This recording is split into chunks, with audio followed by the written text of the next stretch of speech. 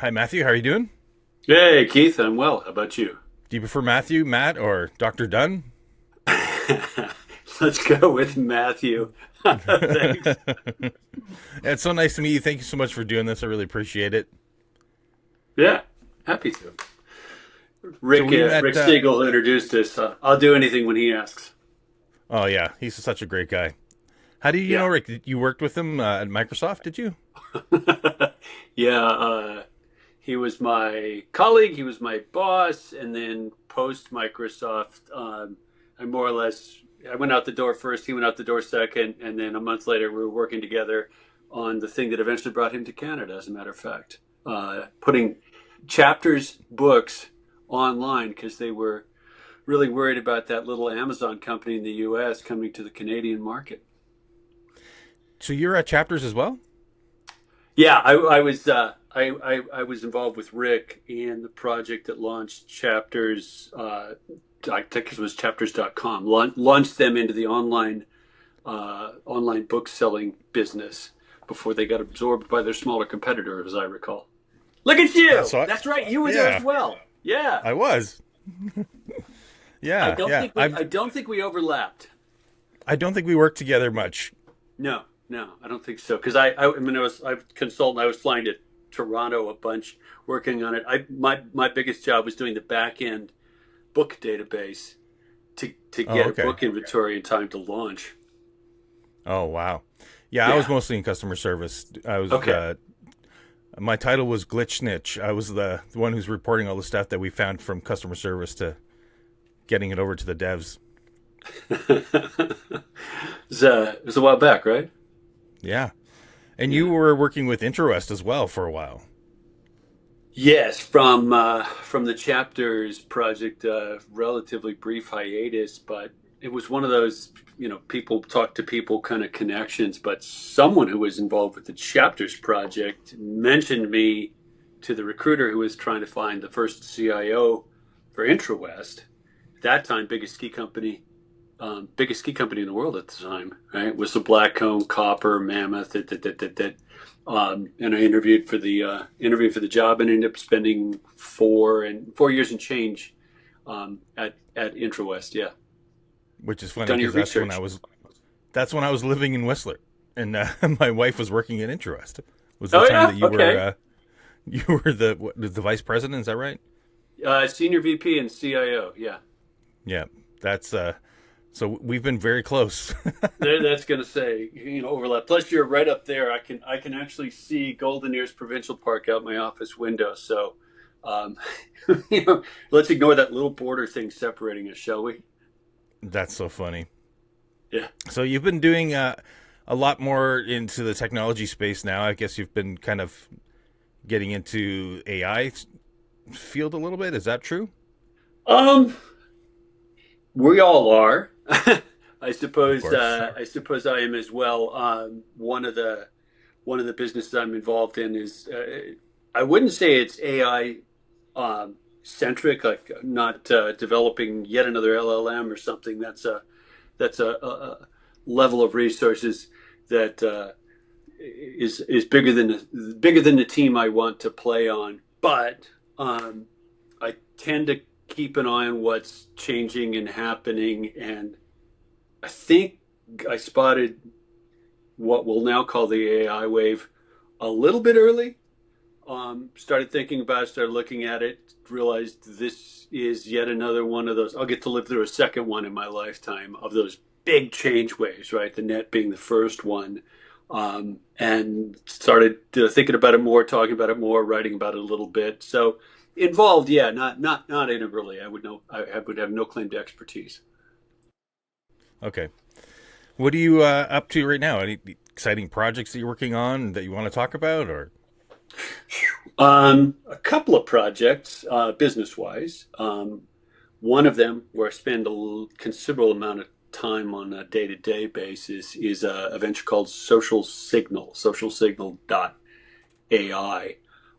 What my partner and I are doing at Social Signal is trying to figure out how to connect businesses with their consumer customers.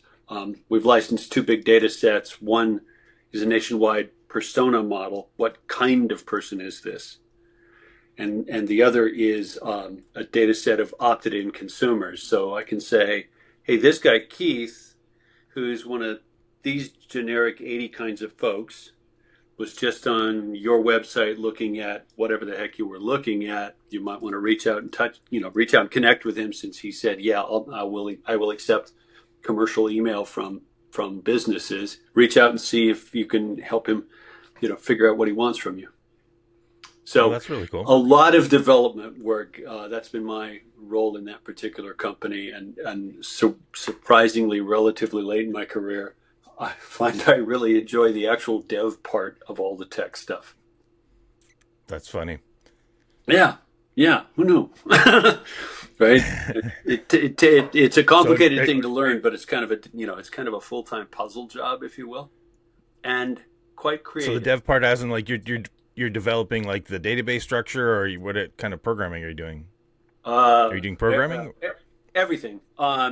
Everything. Yeah, Um, yeah, Social Signal has been it's let me put my feet firmly in a tech arena that I think has a whole lot of merit for um, how do I put this carefully? Incredibly scalable, incredibly cost effective, network centric business. Most of the dev for Social Signal is on a platform called Cloudflare. Cloudflare, generically Cloudflare Workers, is sort of the core of it. So, the an hour before we jumped on for this conversation, I was updating some bit of code, and I said, okay, yeah, deploy that. And here's the weird thing: less than a minute after I clicked the button to deploy, 250 data centers around the globe have the updated code running. Right? Wow. that's crazy. Yeah, it's Yeah. nuts, and it works, and it scales like a son of a gun. So, yeah, so I've been learning languages I never thought I'd learn, and a lot of database work, a lot of language work, a lot of design, like front end UX design work, and there's always one more thing to do. There's always one more thing to connect. There's always, hang on a second, could we get this over here and do something else with it? So, it's a heck of an intellectual challenge. Let me put it that way. Well, I think it's amazing that you can just basically now, speak these things into existence. I've got, my Windows H key where I'm just like using voice to text and I'm just talking to AI and Yeah, can you go and yeah, do this? Can you go and do that? And then all of a sudden it's there. It's yeah, crazy. yeah. Yeah, I would say 5 to 10x more speed to result now than a year ago, thanks to AI dev tools.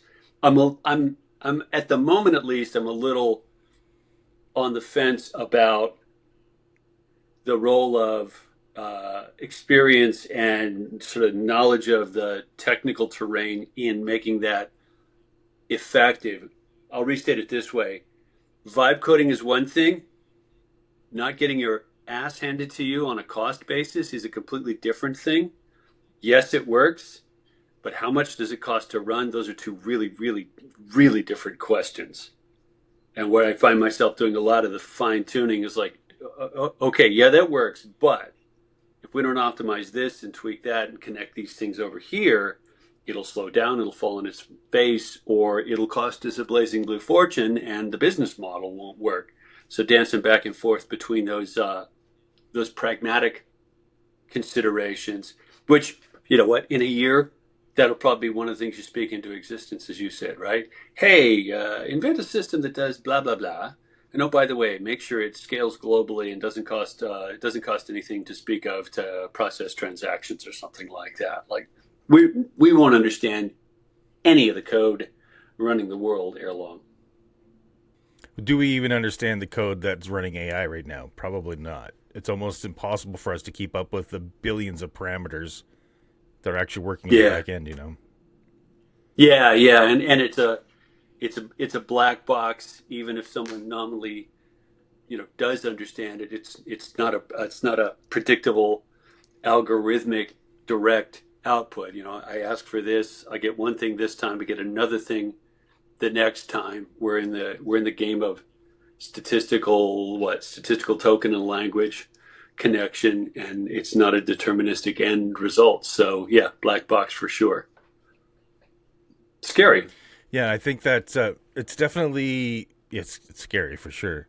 I think I've been having this discussion with people about the idea of being a generalist and how much that is actually a helpful thing these days. Understanding how to communicate and how to interpret what you've been communicated to by AI. So people are talking about, hey, I want you to go build this, but use this toolbox. And then AI responding to you and you having the ability to understand what it's saying is a huge asset these days. Yeah, yeah, yeah. And at the same time, you're working with an entity that's a broader generalist than you could ever hope to be, right? Yeah. Which is, and I'm the consumist generalist, man. I'm like, bring it on. I like doing all of this stuff, but where do I look? Where do I look for? Wait a minute. What's the population of Idaho? Like, hey, Skippy, Yeah. hey, Claude, what's the population of Idaho? Or Google, right? They're going to stay in the game. Yeah, absolutely. I Yeah. mean, eventually everything kind of falls, right? Everyone, if you went back to the, late 90s, everyone said that Yahoo was unstoppable, and now people don't even, most young people would never have heard of that. It's which blows my mind. It was Right. everywhere. Yes. Yes. Yet another hierarchical something Oracle. That's what Yahoo stands for. Yeah, it was everywhere, and now it's on, purchaser owner number six. AOL owned, Yahoo owned, and I think Verizon actually owns what's left of Yahoo now. Still a big footprint in email, weirdly enough. Yahoo. Yeah, eventually everything falls. 2 years ago, OpenAI looked unstoppable, and now I wouldn't bet on that pony. No. No. Yeah. So that's why I have this discussion with my friends as well. They're saying, no, nothing will ever stop Google. Google will be here forever. I'm like, Mm, nothing's here forever. yeah, right. Yeah, gravity's a bitch, isn't it? Yeah. and I don't and really have and a clue of historically. what will take it over, but something will. I mean, probably AI now. I mean, although Google's doing really well with, Gemini and Gemma and all these things, Yeah, I'm yeah, impressed with it. yes, same, I same. feel like there's some sleeper that is lying in the weeds that's going to be building some sort of fantastical AI that works better. And like, I'm not even sure how much we're going to need true data infrastructure in the future. Maybe we'll just have all these apps living within the LLMs themselves, and it's some sort of ethereal apps that exist when you say, I want this, but it doesn't need to be stored forever. Like right now, I have Yeah, graphic design projects and yeah, I have 10,000 files I need to modify. I just say, hey, AI, create me a Python script that's going to go modify these credentials, do this. It yeah. creates it, and then I don't even need that app anymore. I just delete it. Right, right. So code becomes this sort of evanescent. It comes into existence, it runs, and it's gone. But the the cognitive tool set that we're using to do that, language, is kind of a crap tool set for some jobs, right? You mentioned design, so I'll pick on it. Hey, we're we're okay at the moment with satisfice. That there's a portmanteau, satisfy and suffice, right? We get satisficed when we say, hey, AI, build me a website. Like, oh, it looks better than what I would have built in hours, so I'm satisfied with it. That's not the same thing as, is it, does it have the design parameters you really wanted, or the design parameters that are really going to work for the particular job at hand, the particular human job at hand, and trying to refine it by more verbal or typed prompts, more language to describe non-linguistic things. That is a bit of an asymptotic curve, right? Because language is fuzzy and kind of crappy at some tasks, or a lot of tasks, and yet it's the primary way we've got to interact for now, because so much of the current set of technologies we're talking about are built on language derived data sets, mostly. That's a really good point. It's so funny because the most important things to humans we can't put into words. Got it in one. Yeah. Yeah. Yeah. Got it in one.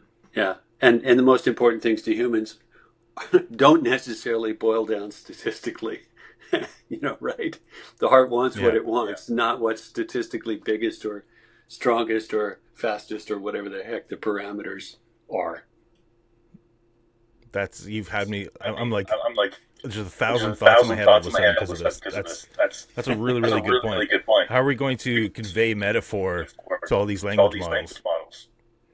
It's Ooh, not very good at we could that. we could stay on this for like 2 hours. Okay, so we're good. Yeah, women, fire, and dangerous things. George Lakoff, his book on metaphor. One of the great books on metaphor, and he talks in that book about different metaphors in different languages and how metaphor itself is. It's how our brain works. Metaphor, simile, both. How our brain works. And does an LLM have metaphor or sort of statistic relationships? I have no idea. No idea. But it's the way we think. I do. I remember arguing with a prof years ago. He said, I think he was a bit of a classicist, right? He said, I think we're losing our ability to make metaphors. And I said, I completely disagreed with him, of course, because this is my job as a student, right? I'm like, no way. He said, well, give me a counterexample. I said, listen to anyone talk, just plain everyday speech. We spin off metaphors and analogies all the time. What's become the number two, and I just used it, the number two word in English, I swear to God, is like. We've become this analogy society. I'm like this and I'm feeling like that. No. Are you this or are you that? Not are you like this or are you like that? But we use it all the time. Common speech is loaded with metaphor and with simile. And it's a way of groping for, I don't quite know how to name the elephant, so I'll say it's like a big gray thing. More ambiguity, Yeah, and that's the tool we're using.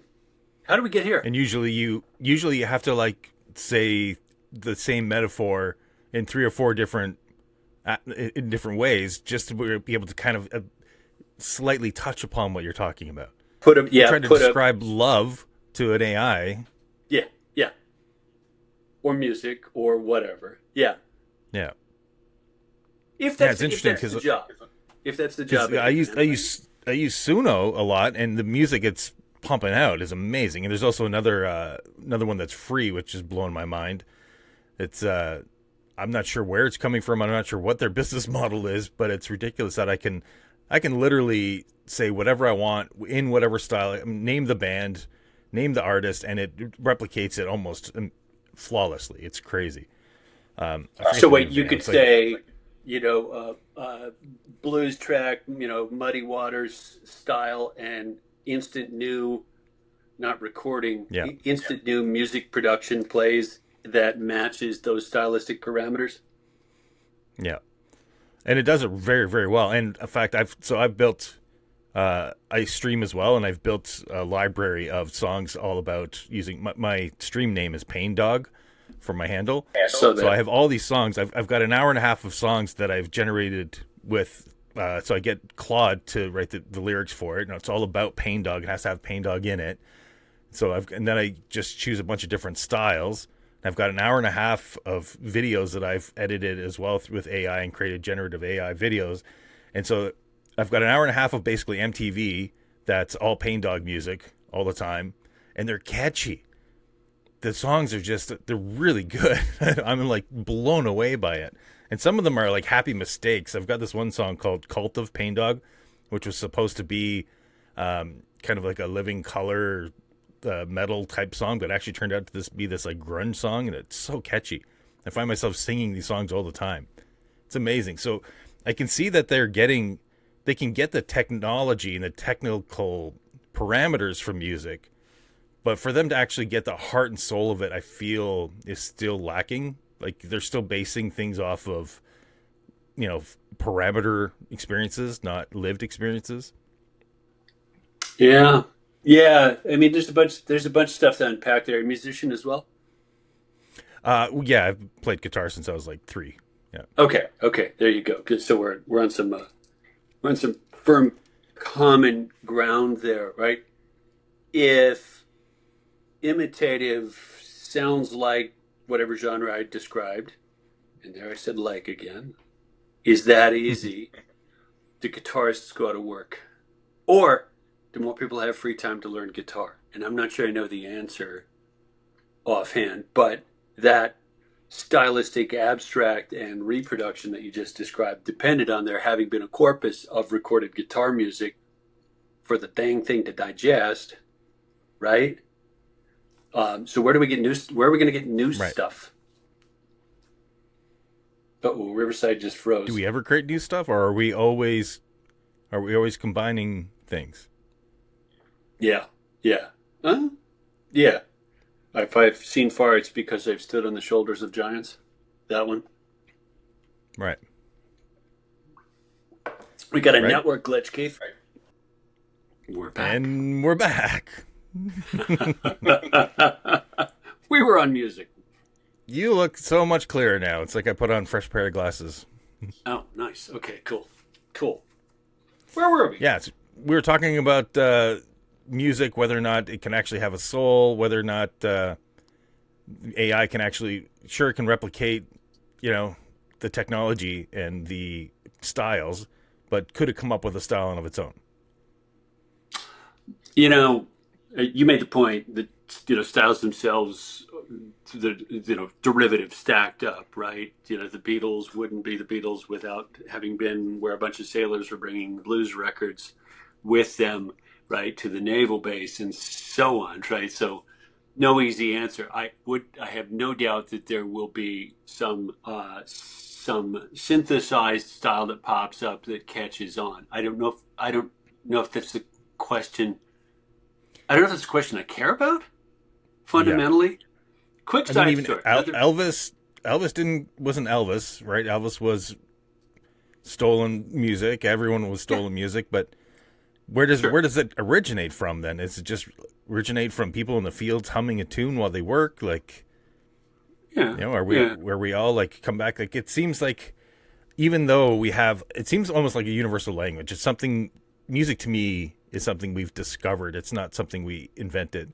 It's we Hmm. have like you play minor chords, we feel sad. You play major chords, we feel happy. It's something intrinsic within the human condition to appreciate these vibrations. No, no, no argument from me. Yeah, yeah. Um, so does that invalidate the set of pain dog vibrations that you said were catchy, or does it say, like, who cares who came up with that, or whether it was an actual person that came up with it? Right? Is that a quest we care about? Um, this is going to sound like a side trip. It's not. Think about what photography, when it showed up in the world, must have felt and looked like to people who painted for a living. Oh my God, right? I make my living as a portrait painter because I can capture Keith accurately. Sit still for 3 hours, please. I can capture him Yeah. accurately, and now some guy's just going to push a button and it's magically going to happen. That's not art. That's different. Is it? I don't know. And they do seem to coexist now, photography and painting. Maybe they Yeah. changed. Maybe one changed the purpose of the other, but they do seem to coexist. Here's a different analogy. Chess has been dominated by AI in terms of who wins games for 20 years, right? Since Kasparov lost to Deep Blue, what was it, 98 or something like that? Like best chess, the best chess players in the world are not people. There's more chess players than ever, more people chess players than ever. Why?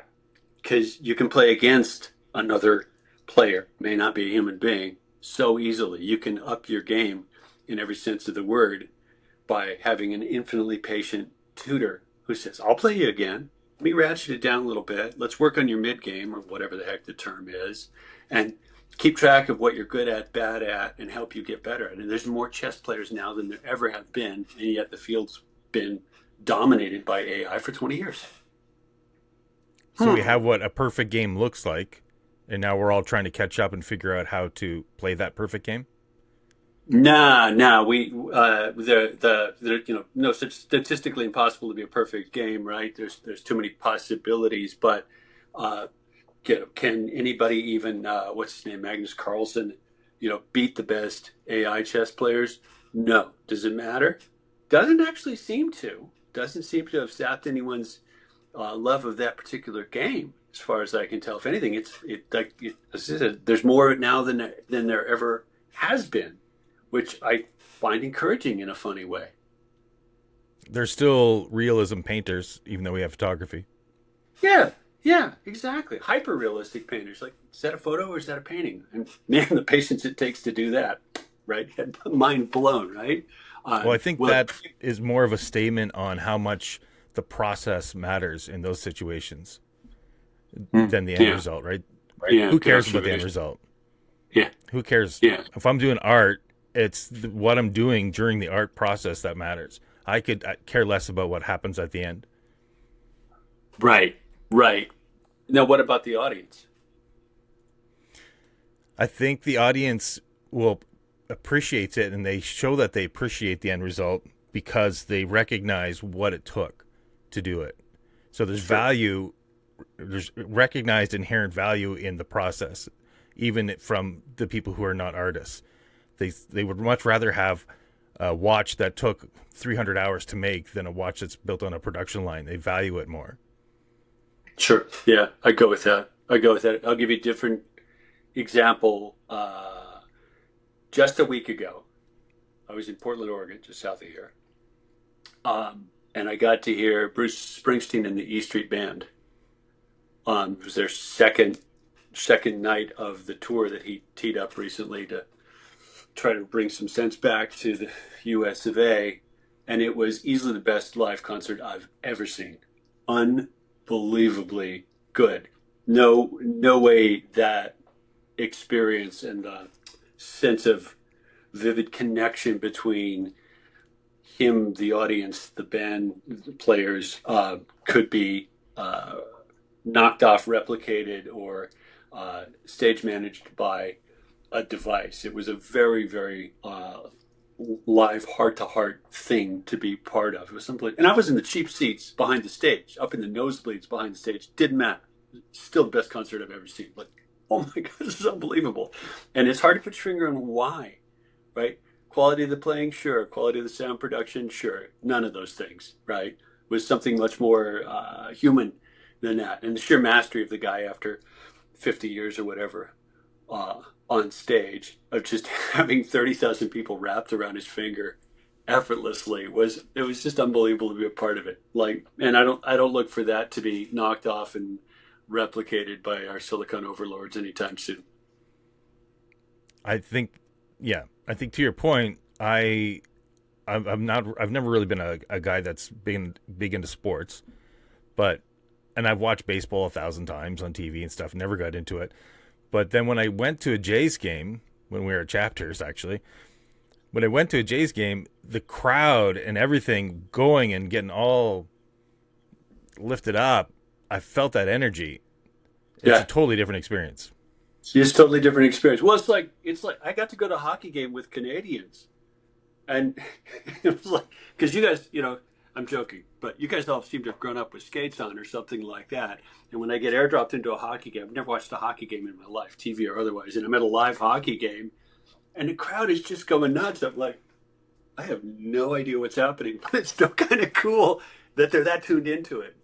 Yeah, yeah. There's something about the energy.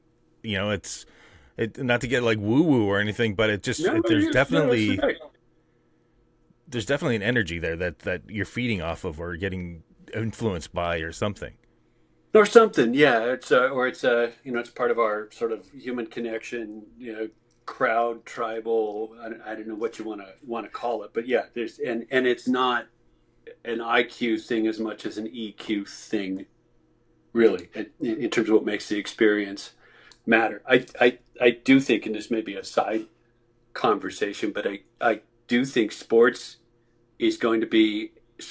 in general are going to be a more valuable piece of the media landscape going forward, precisely because they're unpredictable, human, and aren't going to be synthesized by an AI, right? Watching a great game, pick the sport, I don't care, but watching a great game and caring about the outcome, we'll still be glued to that. The guy who's a fan of whatever is going to watch the live whatever because of that feel you're talking about. Of, I don't know what's going to happen. Oh, this is so exciting. This is amazing. That guy's great. He's great. She's great. Whatever. Yeah. So invest in ESPN. There you go.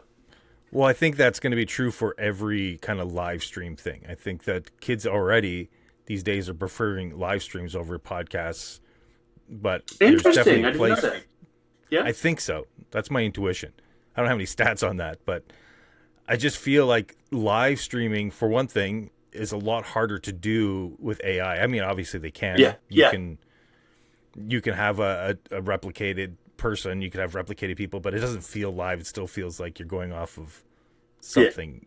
Yeah, it's not. It doesn't have the same human interest thing. Interesting. That makes a ton of sense, actually. Right. And I think live, basically, like Ed TV, I think is going to be more and more important, right? Where people are just going to live stream their entire lives, and then the people are going to sit around it and try to watch it more and more, and the people who are more interesting will rise to the top. So someone will live in the Truman Show, and the rest of us will be in the audience.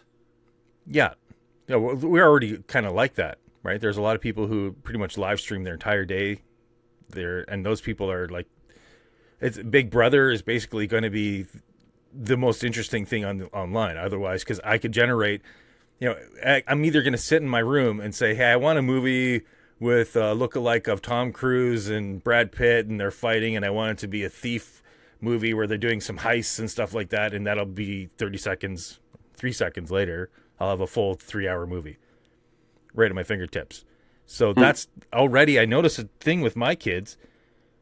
Movies and television are just not interesting to them as much. They don't have that magical feel that they did when I was a kid. Too long, too slow. Too abundant. Well put. Because they're just like, when I was a kid, Charlie Brown Halloween or show was on TV. I'm like 7 years old. Tell everyone, shut up. This is on. I can't record it. I can't do anything. Don't go to the washroom. Don't bug me. Just be quiet. Let me watch this. Now it's like, yeah, whatever. There's 50 million Charlie Brown Halloween episodes. I don't care. My kids are just like, they're just not, it's not as special. It's not as magical going to the movies or anything. And they sort of suffer from abundance, right? The value of the individual thing has gone down, down, down, down, down. Yeah. It's not rare. It's not. Yeah. Well, it's harder. It's a lot harder to pick because it's not rare, right? It's not. It's on. I have to watch. It's. we just spent 45 minutes trying to pick the show. I'm done. I'm going to bed. Yeah. That particular Netflix fatigue. Feel that you didn't have. And for me, that's why I prefer long form content, like a 3-hour podcast, primarily because I don't want to have to pick what to watch again in 20 minutes. Oh, interesting. Will your kids watch? Did your kids watch any of your 3-hour podcasts? No, they're the opposite. They go shorts. They're just flick. TikTok. Flick. Yeah. Well, I don't let them on TikTok stuff, but I sit there and supervise shorts with them because they're 13 and 15. Okay, good. They can watch long form approved YouTube channels that I approve, like ones that I think are, lighthearted, things like Ryan Trahan or Hope Scope, or these channels that are like mostly just talking about fluff, but it's interesting fluff for them.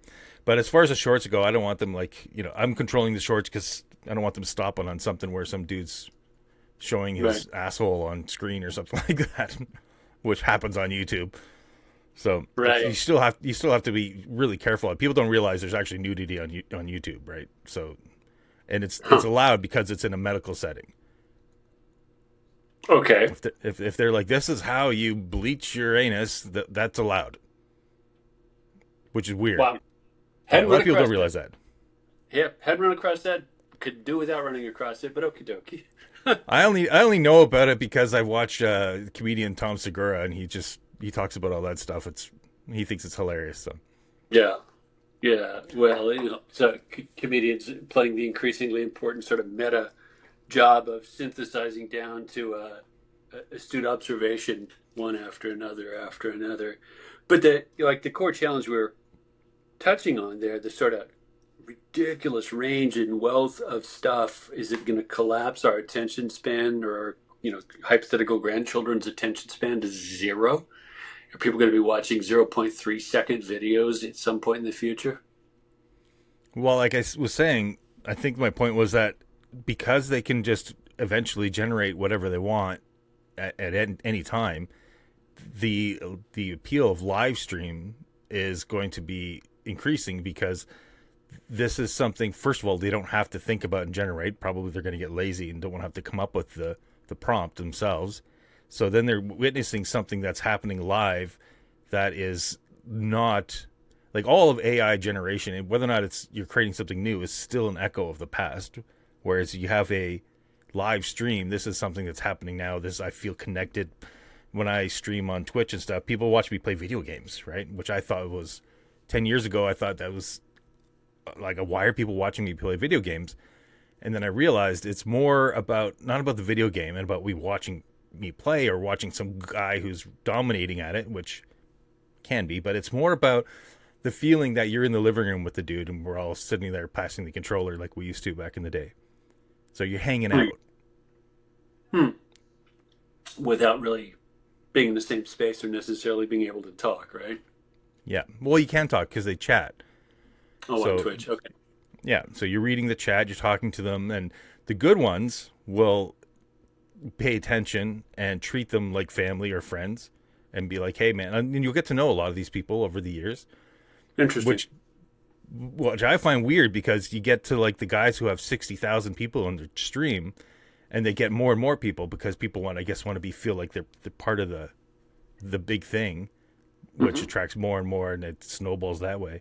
But there's a lot of people who would much prefer the smaller streamer that they can actually interact with without paying money to interact with them. Okay. Interesting. Because the larger streamers, you have to like basically pay them money in order for them to see your chat. What a world. Right. Right. So it's a sense of community that, people who I think people are getting segregated more and more. They're not going out. They're not embracing the kids. You don't see kids out in the street playing with each other as much anymore. Like when I was a kid, we'd all be like, whose house you were at by everybody's bicycles out front. So it's a lot less of physical community. It's now more of a digital community that these people are trying to find some sort of humanity within this digital world, Yeah. Yeah. And at the same time, it's a mediated experience, right? There's a different consequence to being in the same room for an hour with someone than being even on screen, right? Like this is more vivid than a phone call in a lot of ways, but it's still not the same human experience as if we were sitting, on a deck or at a bar or something like that. Somehow, right? Our point of singular point of view, no real, not direct eye contact, which is I think a surprisingly big deal, right?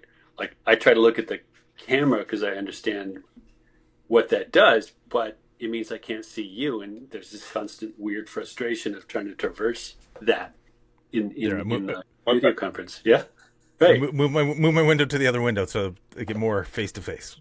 Right, and they still haven't given me the screen I want, which has the camera in a pinhole in the center, so that I could actually do the eye contact thing and really look at someone instead of looking from them to the camera and back. Yeah.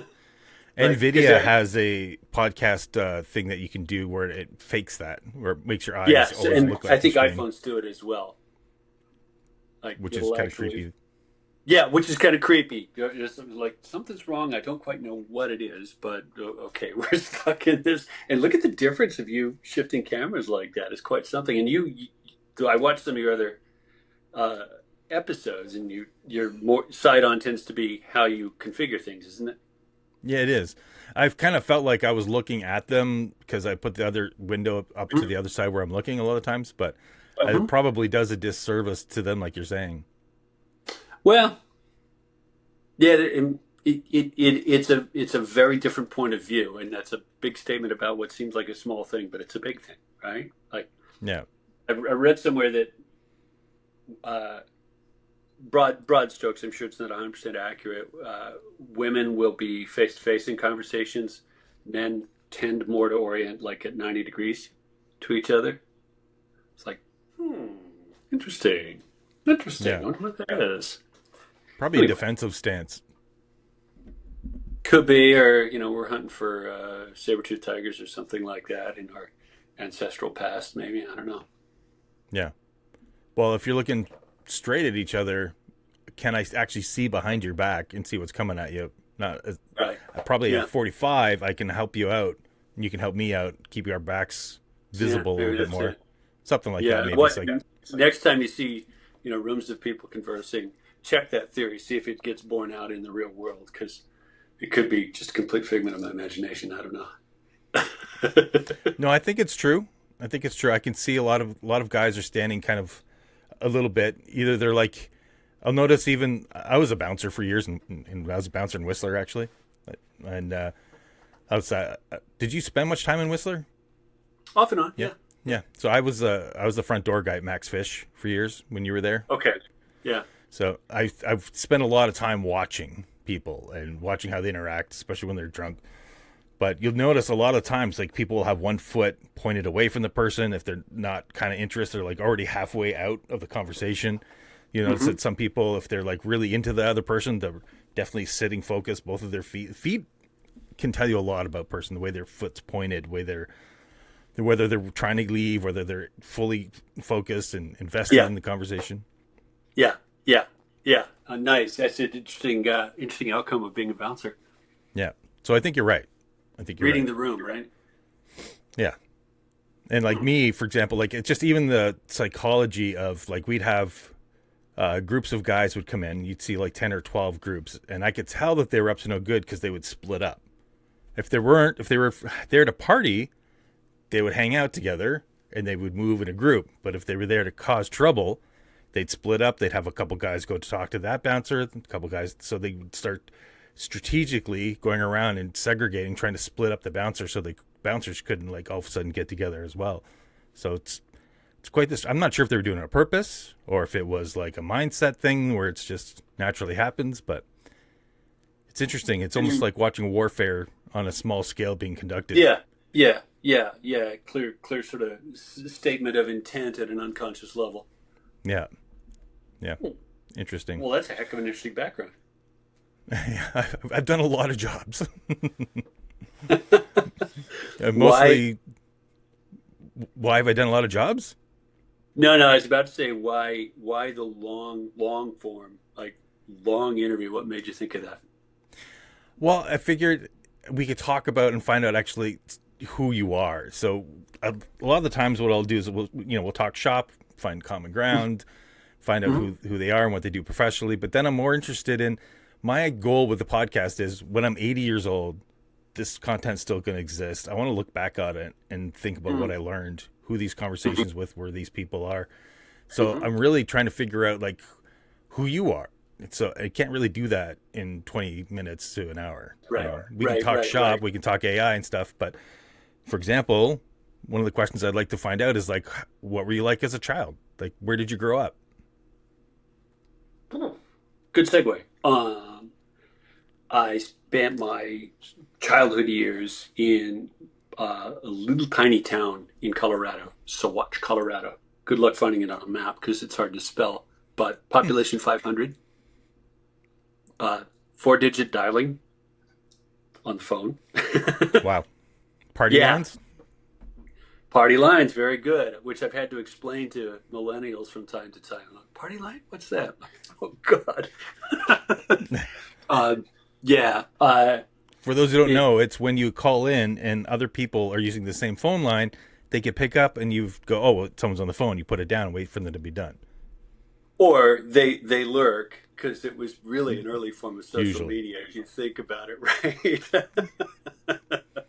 Yeah, They so quietly pick up the phone. quietly pick up the phone, Mrs. Smith, I know you're listening, right? Stuff like that. Yeah, that until I was 12, really small town and quite isolated. You know, was nearest hospital was 30 plus miles away, kind of thing. So what a terrific place to be a kid, right? Because our boundary was more or less the edge of town, and to come home. Seriously, true story. I'd be somewhere off the edge of town, and we're like, "Up, Dad just whistled." I could hear it all the way across town, and know to head back home. Like that was that was childhood in that little tiny town in Colorado. Uh, uh, Growing up feral. what? I'm trying to think how to. My wife said I grew up in the 50s, even though it was the 60s, just because it was displaced, right? One television channel, 30 miles to the hospital, that kind of stuff.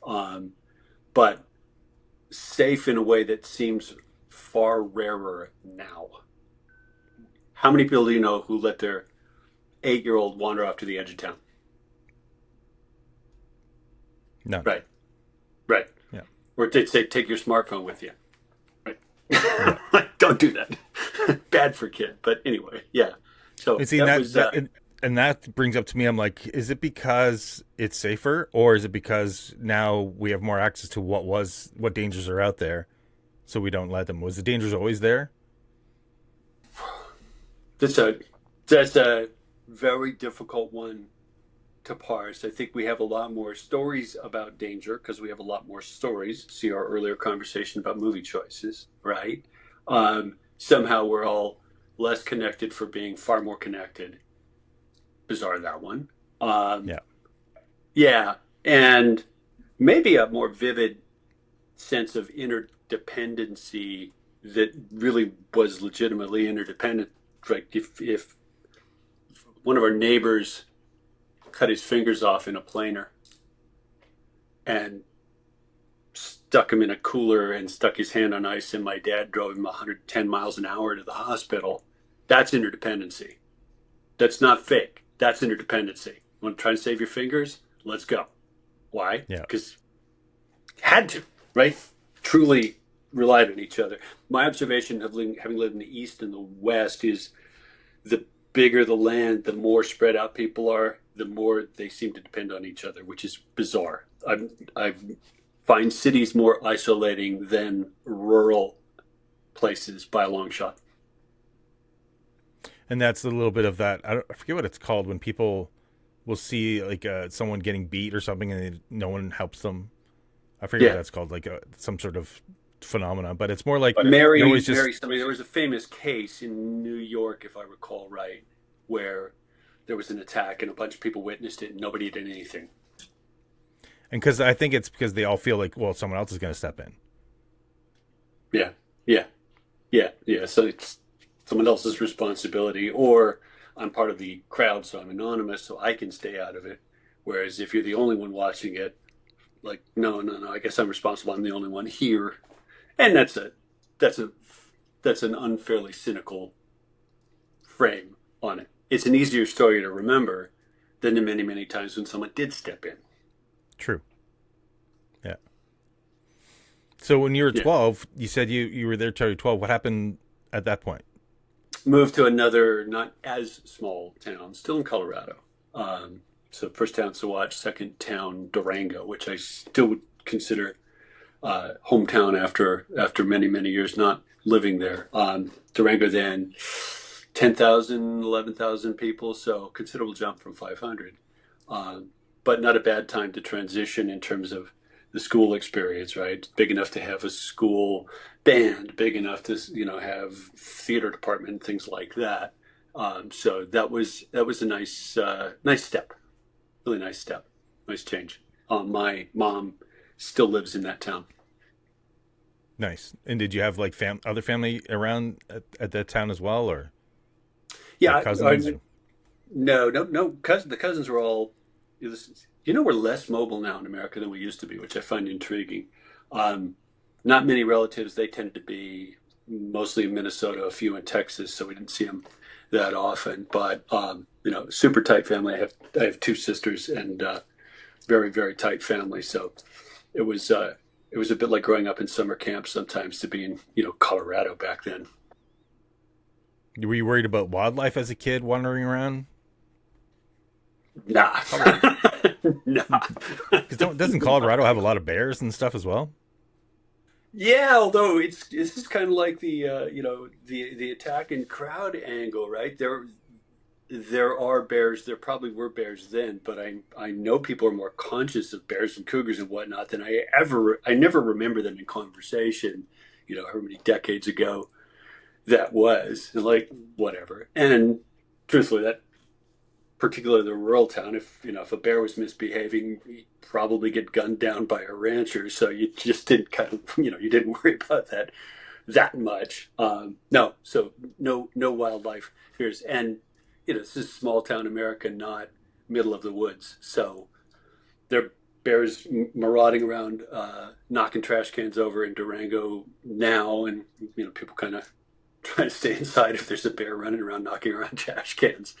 We did Yeah. catch a big damn black bear on the webcam in my mom's backyard a year or two ago. It was like, oh, geez, Mom, are you inside? Because there's a really big bear about 20 feet from your back door. Stay inside.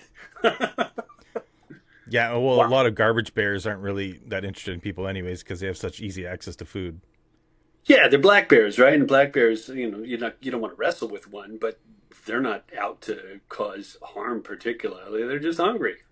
Yeah. Well, black bears are Yeah. more likely to kill you than a grizzly bear. Are they really? Black bears are more likely to eat you. Grizzly bears more want to make sure you're not a threat, will maul you, bash you around a Okay. little bit. Polar Okay. bears, just you're dead. Yeah, you did. Yeah, you did. Yeah, Good night, Irene. Hey, come on. Statistically, we're in far worse danger driving to the grocery store. that's true. Right? That's Like, true. like people worry about cougars in the part of town that I'm in. I mean, there are cougar sightings, Yeah, but statistically, not going to happen. yeah. So But bad you go so you moved to Duran or Durango? Is that what you said? Durango, yes. And when you were 12, and then how long did you live there until like university time or? Yeah, precisely. Yeah, finished high school, went off to college from there. Never ended up living back there as an adult. Although nice town, I would have enjoyed that, I think. But no, just left that relatively small town at 18.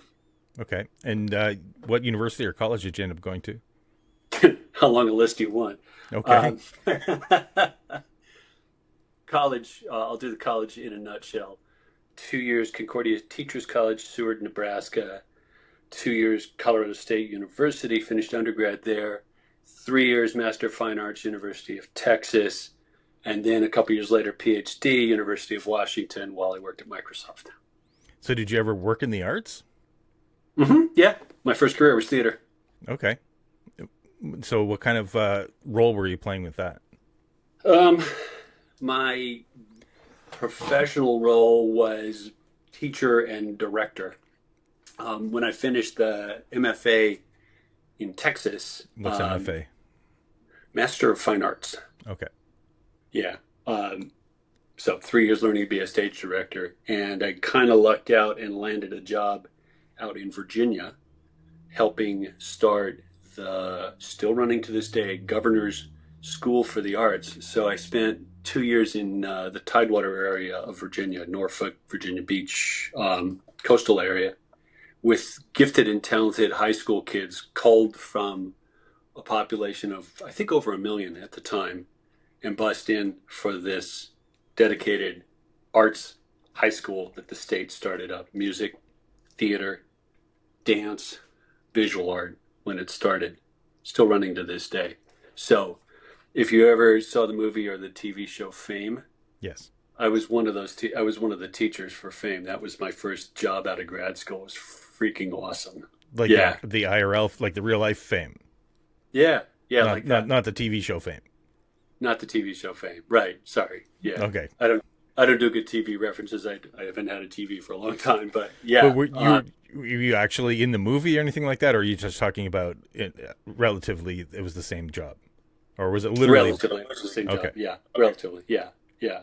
Um, I think Fame the movie probably inspired school districts in a variety of places to say, wait a minute, maybe we should kind of make this arts thing a little more concentrated, which I appreciate them doing. And I think some of the students, I'm in touch with some of my students from that time, which is a long freaking time ago now, like 40 years or something.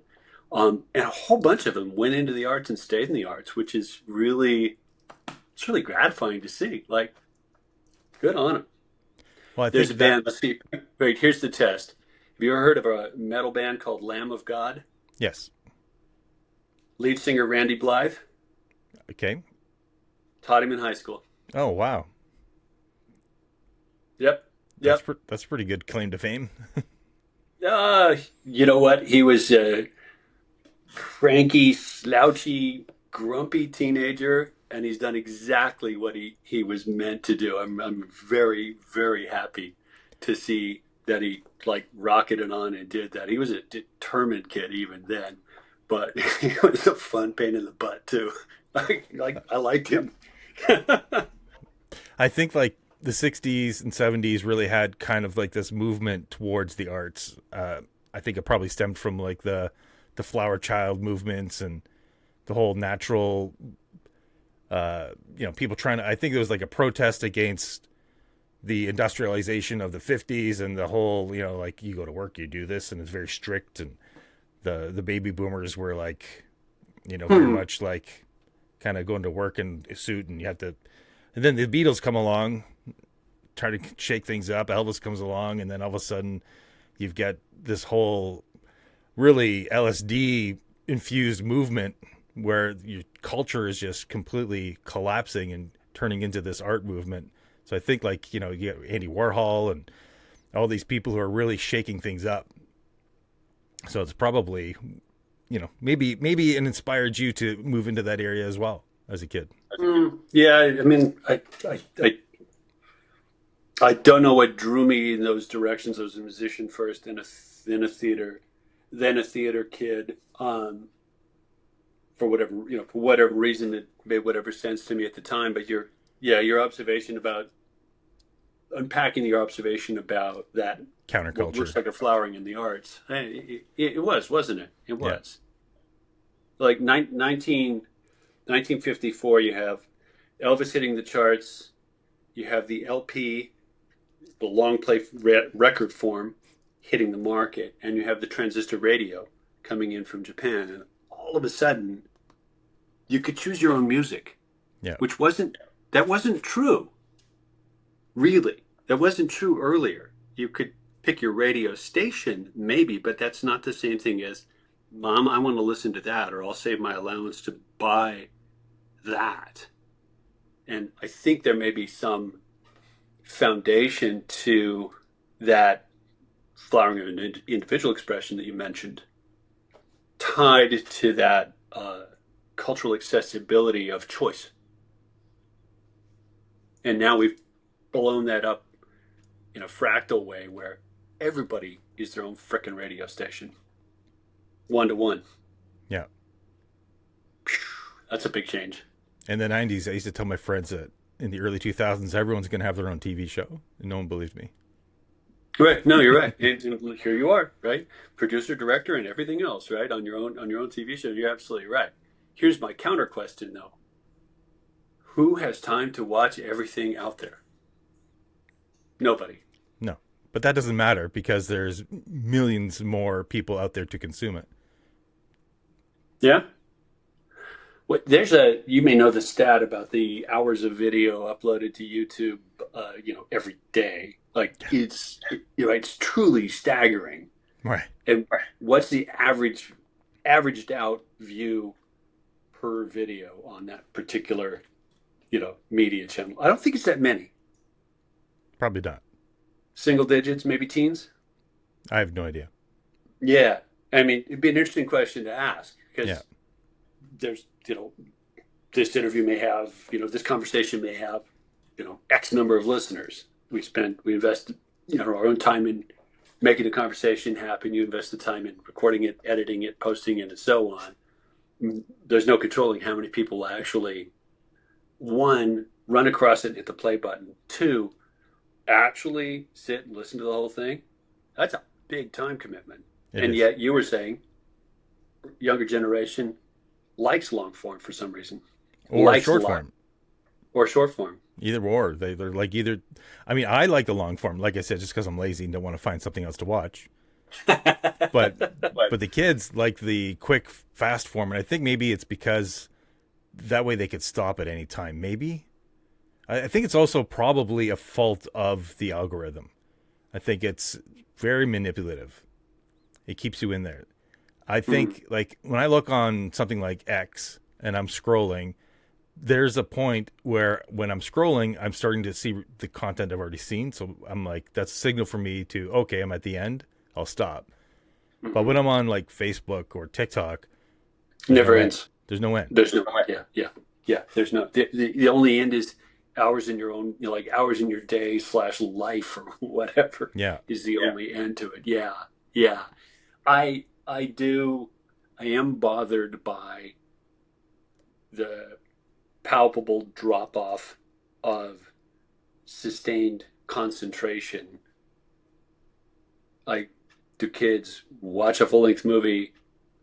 God forbid, do they actually read a book? And I think there's something lost there. I really do. What's interesting, because I've been finding with my kids, books are trending. They love books. Awesome. And they're watching YouTube videos now where people are talking about books and which book to recommend, and these are young kids. Excellent. Yeah, and they're like if you go into chapters, Indigo. If you go into Indigo now, and you see the books, the books are becoming more designed. The spines are all nice. The actual pages have artwork in the page, like through. You hold the book closed, you can see the side of the pages. They're all pretty now. So they're creating more and more collector style books as well. So they're becoming more of an object. Huh. Sorry, 1 sec, Keith. No problem. Okay, good. Whew. Just saw a text from my son. I want to make sure he wasn't. There's a landslide affecting traffic here, so I was hoping he wasn't getting hooped by that, and he's okay. So okay, good. So yeah, books seem to me to be trending again. And I think it's probably it's something they have in their hand. It's physical. It's tactile. It's something that's they don't see it 3,000 times a day. E-book or paper book? Paper book. Same. Yeah. Same. Yeah. By preference. It's a completely different experience, isn't it? Yeah, absolutely. Yeah. I mean, I don't read a lot of paper books, but I do I've got my Portable Jung, which I read. I've got my Twilight of the Idols, which I read, things like that. So I like those as tactile. When I go online, though, I read a lot more. So for one thing, it's just me putting my head down. It hurts my neck. If I'd have to hold my book up like this, but if I have my monitors in front of me, then I can read. Yeah. I never considered myself someone who read a lot, but I read a lot. It's just on screens. Right. The actual word volume, quite high. Yeah. Probably smaller chunks spread across more writers. Right. That's just kind of the reading pattern. Right. Yeah. I've had to adopt Kindle and ebooks more in the past year. Leave out why. And I noticed it's a lot easier to not finish an ebook than to not finish a paper book. Like the paper book sits there going, hey, you haven't finished me yet, right? Interesting. Go on this page, see the bookmark or see the thing open face down to make the librarian cringe. Finish me, darn it. And ebook, it's like another email. It's just close the file and it's in the list. And, oh, yeah, I didn't get back and finish that, or kind of lost interest in it or something like that. So something about that tangibility of the codex as you flip pages, right? You physically remember, I was about this far through, and it helps anchor you, which I like. That's interesting. Also, probably, correct me if I'm wrong, but probably there's also a feeling of where you are in the book. I'm close to the end. I'm not close to the end. Yeah. True, right? Because you actually got the physicality of How many pages left? Is there more weight on the left or the right, and that sort of thing? Versus, I mean, there's not even such a thing as a page number on a Kindle. Oh It's a wow. meaningless concept, right? Really? Well, there's think about it. You change the font, you just change the pagination, Oh my god.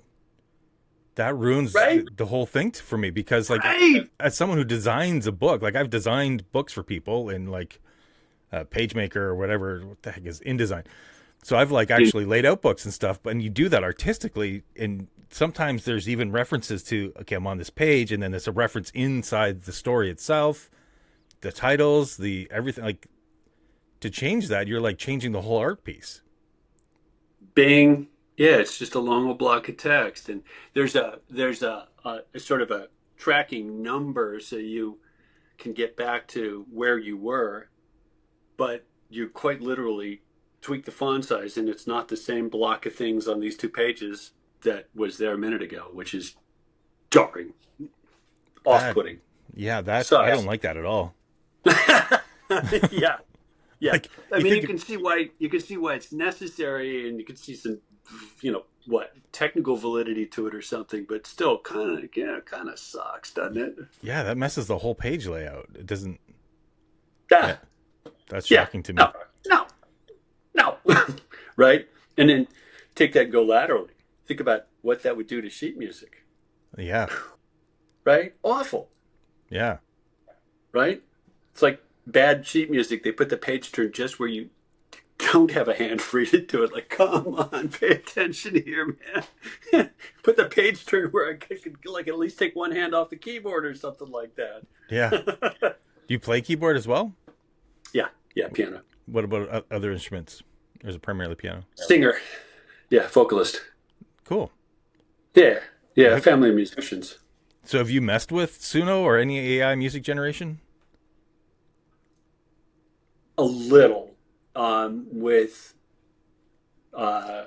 the curiosity with one approaches a dog with foam on his mouth because I'm afraid those things are going to bite uh, bite the ass off of making a living as a musician, if there is such a thing anymore. Anyway, not that that's what I do for a living, but yeah, I mean, we were touching on this earlier, right? It's like generate something that sounds like X. Oh my, that's compelling.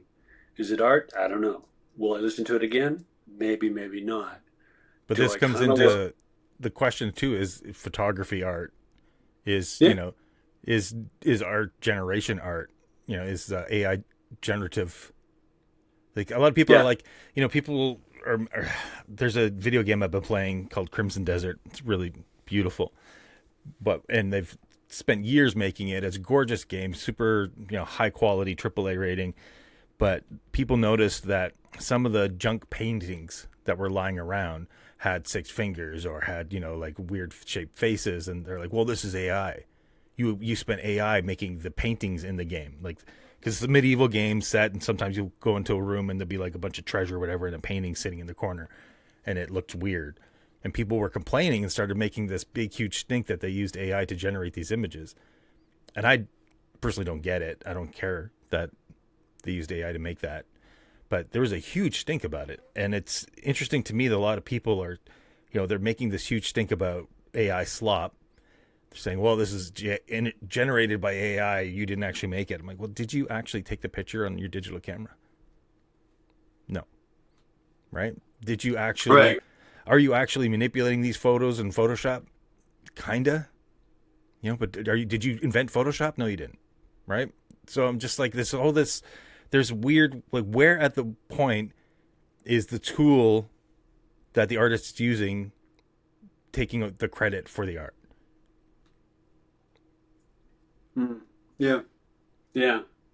And how quickly is that horizon going to continue to recede as the ability to get a satisfactory result, particularly where it's a business, right? Video game, big business, right? Yeah. Why did they use that instead of hiring someone to paint the paintings? Cost, Yeah. speed, all those factors, right? Um, and conversely, probably has already happened that one guy who's, or one guy or gal, guy being gender neutral, one guy with a great vision for a game may well be able to create the whole damn thing themselves single-handedly at some point in the future, where right now it's a cast of, dozens to hundreds to do something like that. Is it a good thing if one guy can do that, or is it a bad thing? Depends on the game, I guess. Yeah. Yeah, depends on the output. Well, and games, right? You're in pure digital from the get-go there, and there was a point where digital images were like, oh, yeah, it's not real. It's not like painting or something like that. Now it's pretty much all we look at, digital images. well, I did design work at Ford back in the early 2000s, and Yeah. I remember the transition, because they went from hiring a photographer, getting the cars all on site, putting them all on the big white background screen or green screen or whatever. That way, when I got the images in, I would get the real image of the car, the different angles, and I would have to cut them out myself. Okay. And there was a point around 2003, 2005 maybe, where I started getting renders instead of the actual photos. Yeah. And people started complaining, like, that's not the real car. I'm not buying that because it's not real representation. I'm like, the photo is not a real car either. So Right. it's interesting to see. Now you go on any vehicle's website, that wasn't an actual photo. It's a fully rendered version of it. It's a concept of it. So I think people complain at first, but then they eventually get used to it. Right. And what the photo was doing is sort of a proxy for the real thing is accepted as a different proxy for the real thing. In some ways, maybe a more accurate proxy, right? Yeah, Because there's maybe. artifacts in a photo. There's accidents. There's, this model had a dent, but this rendering has no dents or something Yeah. like that. Yeah, and part of it is just getting used to the difference in the patina, the surface, the gloss, and that's rapidly getting to the point where you can't freaking tell. Like, No. back to our AI conversation, right? Faces are getting better, hands are getting better. We're hitting, or we've passed the uncanny valley, and we're not going to go back over it. I don't think. Is that real or is it AI? Not going to be an easy question to answer. Already, right? I guarantee you, there's things I've looked at that I thought were real that were not. Sure. Yeah. Absolutely. Yeah. Absolutely. Like, no, we're just going to have to sign up for. Okay. Yeah, it's going to be like, if it's not happening in front of me, it's not real. Yeah, and what do we have to learn to do to grapple with goods and bads to pop out of that, right? Good, single-hand artists can create a game. Bad, someone can ring the phone and very convincingly pretend to be me. Yeah. Yeah, I actually set up, so we have a secret word with my daughters, and it changes every day. So Really? Really. And if they ever get a phone call from me and they don't trust it, they'll ask me for the secret word. Nice. Because especially me, I'm online. People could manipulate or get my voice signature. They can get my face. Like, I need you to send me $1,000 right now. I'm stuck in Dubai, something like that, right? Right. Yeah. Yeah. And it's going to get increasingly worse. You're going to need some sort of security key that AI doesn't know about. Yeah. No, absolutely. My mother said that she's gotten calls with, Grandma, it's me. I need you. And she's like, yeah, right. Like, I know all my grandkids' voices. That's not you. I was like, well, that's true now, but at what point will it be a compelling facsimile? Well, with the scale that we've seen the change from, Pixels, Pac-Man to now has been so short. And where it's going now, it's just an exponential curve of its increasing resolution. Like, this brings me to the question again, like, how do we know that we're not already then living in something that's been, some sort of facsimile of everything? How do we know we're not in the simulation already? If we can do it, we can convincingly make a simulation. We've got, VR, AR, like what's... Yeah. It's weird to me when all of a sudden I'm walking around with my AR goggles on, and I've set up Yeah. all these windows, and I take them off, and I come into the room and I look for the windows again that are no longer there because I'm not wearing the glasses anymore, right? It's a Wow. weird thing.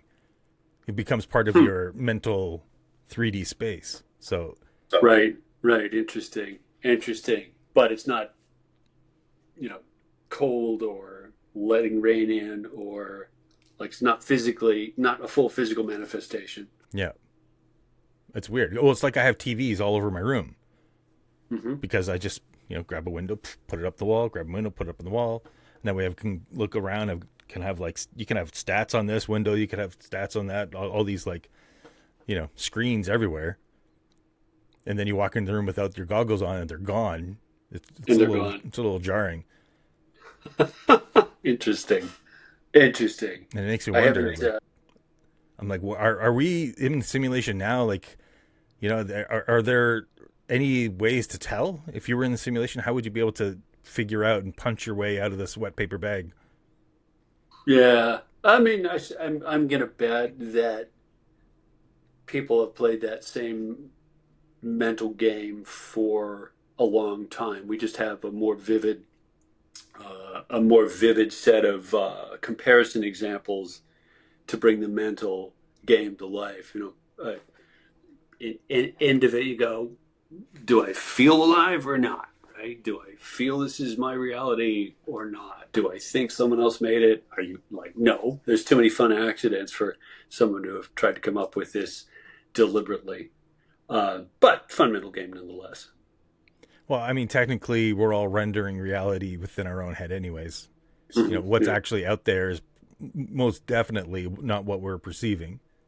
There's some sort of Right. disconnect. Right. Right. We see a wall. It's really just a bunch of vibrations and molecules and stuff dancing, and then we have this icon that we've created our Mm-hmm. mind for it called wall.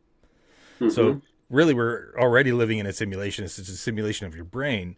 It's just what is the difference now between something that is human made of this simulation we're Yeah. simulating, and then if it is a simulation, what is it simulating to begin with?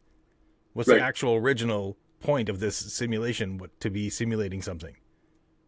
What's the old phrase? It's turtles all the way down. Turtles all the way down. So what do you feel like in your what is your intuitive perception of what do you think is really this is all about? Do you practice any? I mean, you're in the arts. Do you practice any kind of spiritual access to the world through yourself? Do you have any beliefs on what's actually happening around? Mm. Tough question to answer. I try to live with integrity to what I care about. How's that? So, Um, are you talking about a moral compass? sure. Yeah. Yeah. Yeah. Yeah. I mean, you got to make choices going through life, right? If you're going to base them on the things that matter to you and you can continue to do that, seems like um, a consistent way to shape your own life, uh, as opposed to whining about someone else made me do it, which I'm not one to subscribe to particularly. Like, if I'm in a pickle, it's probably of my own making. If I'm going to figure out how to get out of the pickle, it's going to be up to me to figure out how to get out of the pickle. That's kind of Um, a karmic view.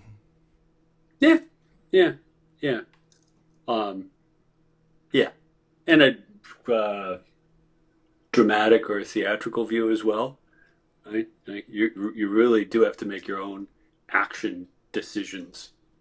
You may not you may not acknowledge them to yourself all the time, but really you gotta make your own damn decisions and pick yourself up and dust yourself off and start all over again, kind of thing. Do you Yeah. think you have? Do you think that's a real power that we actually can make decisions, or do you think we're just so manipulated that we're just on autopilot? Oh, but far the former, right? Far the former. You make yeah make it if you're going to sign up for I'm so manipulated, overwhelmed, overinformed, etc., that I really am just going along with what I'm being forced to do. Oh, come on, grow up, man up. At a certain point, you're a grown up. Make your own damn choice, right? You know what? This friggin' thing has an off switch. There's the starting point right there. Turn it off. Don't read it, or don't look at it, or don't subscribe to it. Why? Because you're choosing to. If you do, you're choosing to leave it on, and you're capable of turning it off. So if you don't like it, turn it off and do something else. Read something else. Go for a walk. Whatever. Yeah. No, I'm not. I would refuse to be that uh, powerless by choice. I think it's kind of, there's a term from James P. Carse, Finite and Infinite Games, self-veiling, he calls it. You can convince yourself that you're powerless. It takes a lot of work, but is that also a choice? Yes. Takes a lot of work is awesome. Yeah, it does, right? I'm irked by adults who are still blaming, mom, grandma, their sister, whatever for something. Like, dude, there's a statute of limitations on someone else made me do it. Like, bullshit at a certain point. You're deciding to continue doing it, or you can decide not to. That's on you. Right. Yeah. And Yeah, I don't know how, what no, you say I was. feel you because like I've went through a lot of trauma as a kid, and Mhm. sometimes you let it affect your life now, but then every once in a while I think about it and I try to think, okay, what if today was my first day of life? Or last, But right?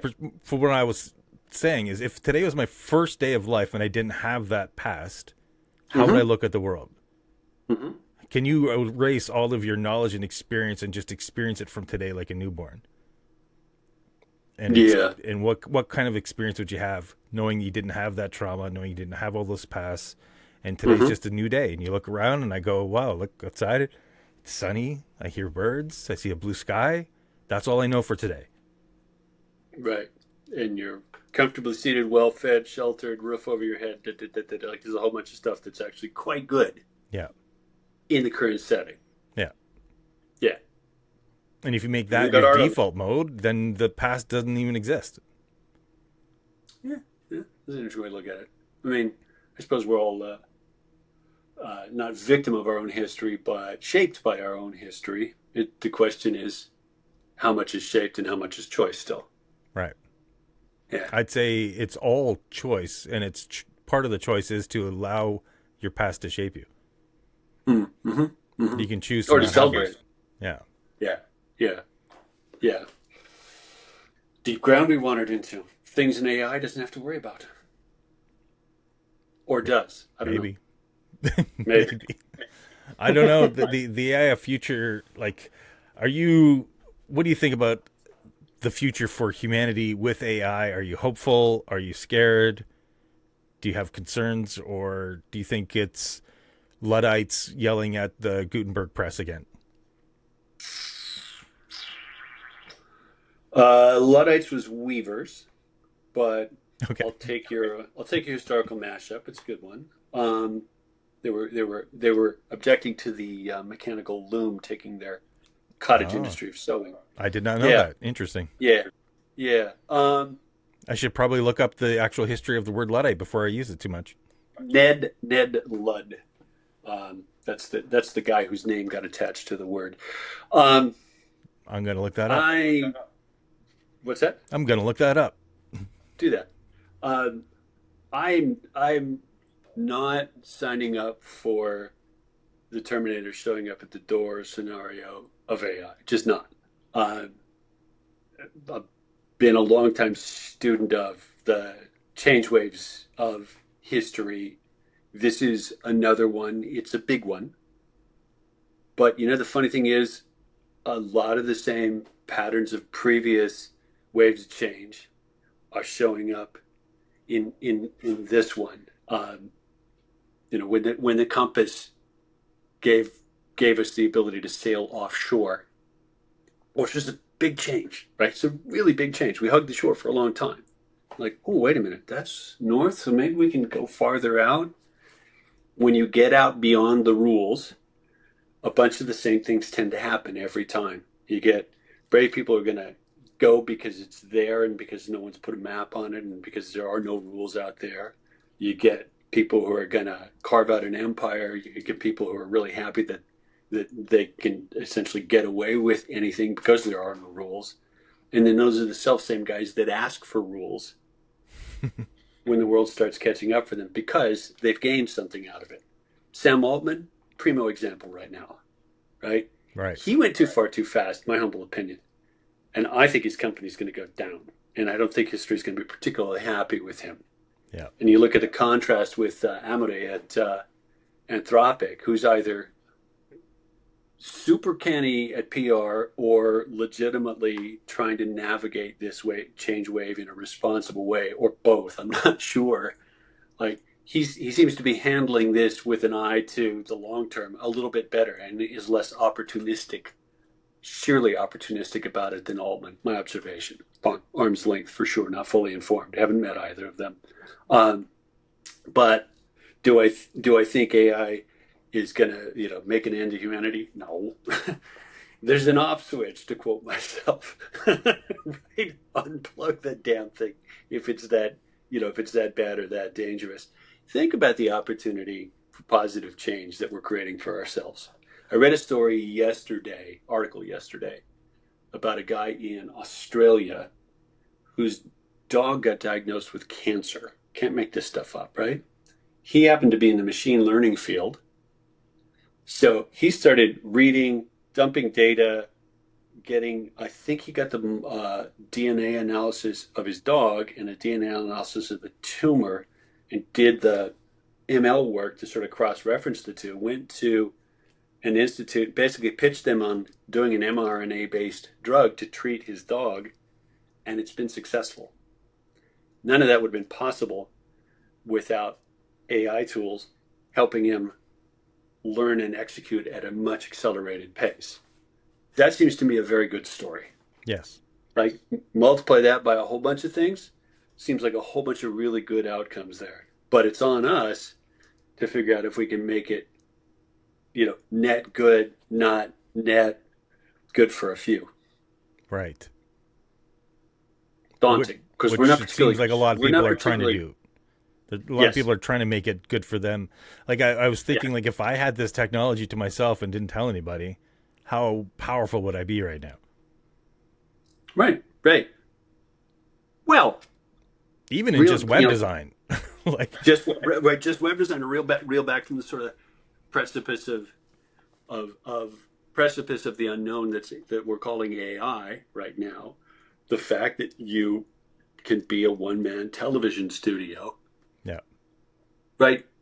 10 years ago would have been like, oh my God, that's impossible. 20 years ago? No freaking way. Now, commonplace. Yeah. Right? Not zero work, but commonplace. You don't have $1 million investment in your TV studio. Right. And picture, sound quality, etc., better than the NBC I watched as a kid by a long shot. Yeah. Wow, holy crap, right? As a matter of fact, fits in your pocket, that TV studio. Yeah. Wow. And we'll move on past it. Yeah. The chance for more people to do more good stuff is there. The chance for more people to do more not so good stuff, and I'm measuring good by good for the planet, good for humanity, a bunch of other metrics. Like both of them are there. We're going to have to adapt our systems of governance, fairness, economics, everything else, because the lever is much, much bigger than it ever was. The things that one guy can do, much, much bigger than it ever was. And that's a daunting challenge, systemic challenge. Yes. Yeah. You've read about Anthropic's newest model, and we're having this conversation, April? The Mythos or whatever? What's that? Is it Mythos? Is that what it's called? Yeah. Like, this is so, either it's good PR or it's responsible or it's both. This is so capable that we don't think people should have access to it yet. Why? Because it can do a whole bunch of really bad stuff too. How do we put some, responsible safeguards around it? I mean, if you're old enough to remember when everyone was petrified about atomic end of the planet, kind of what it feels like, isn't it? Yeah. Yeah. I'm Yeah. a little bit, I'm 52, so I'm a little bit younger for that. We weren't underneath our desks doing nuclear drills, Right. but I Like that remember. would help. Yeah. It helps your peace of mind, I think. Right, a piece of something.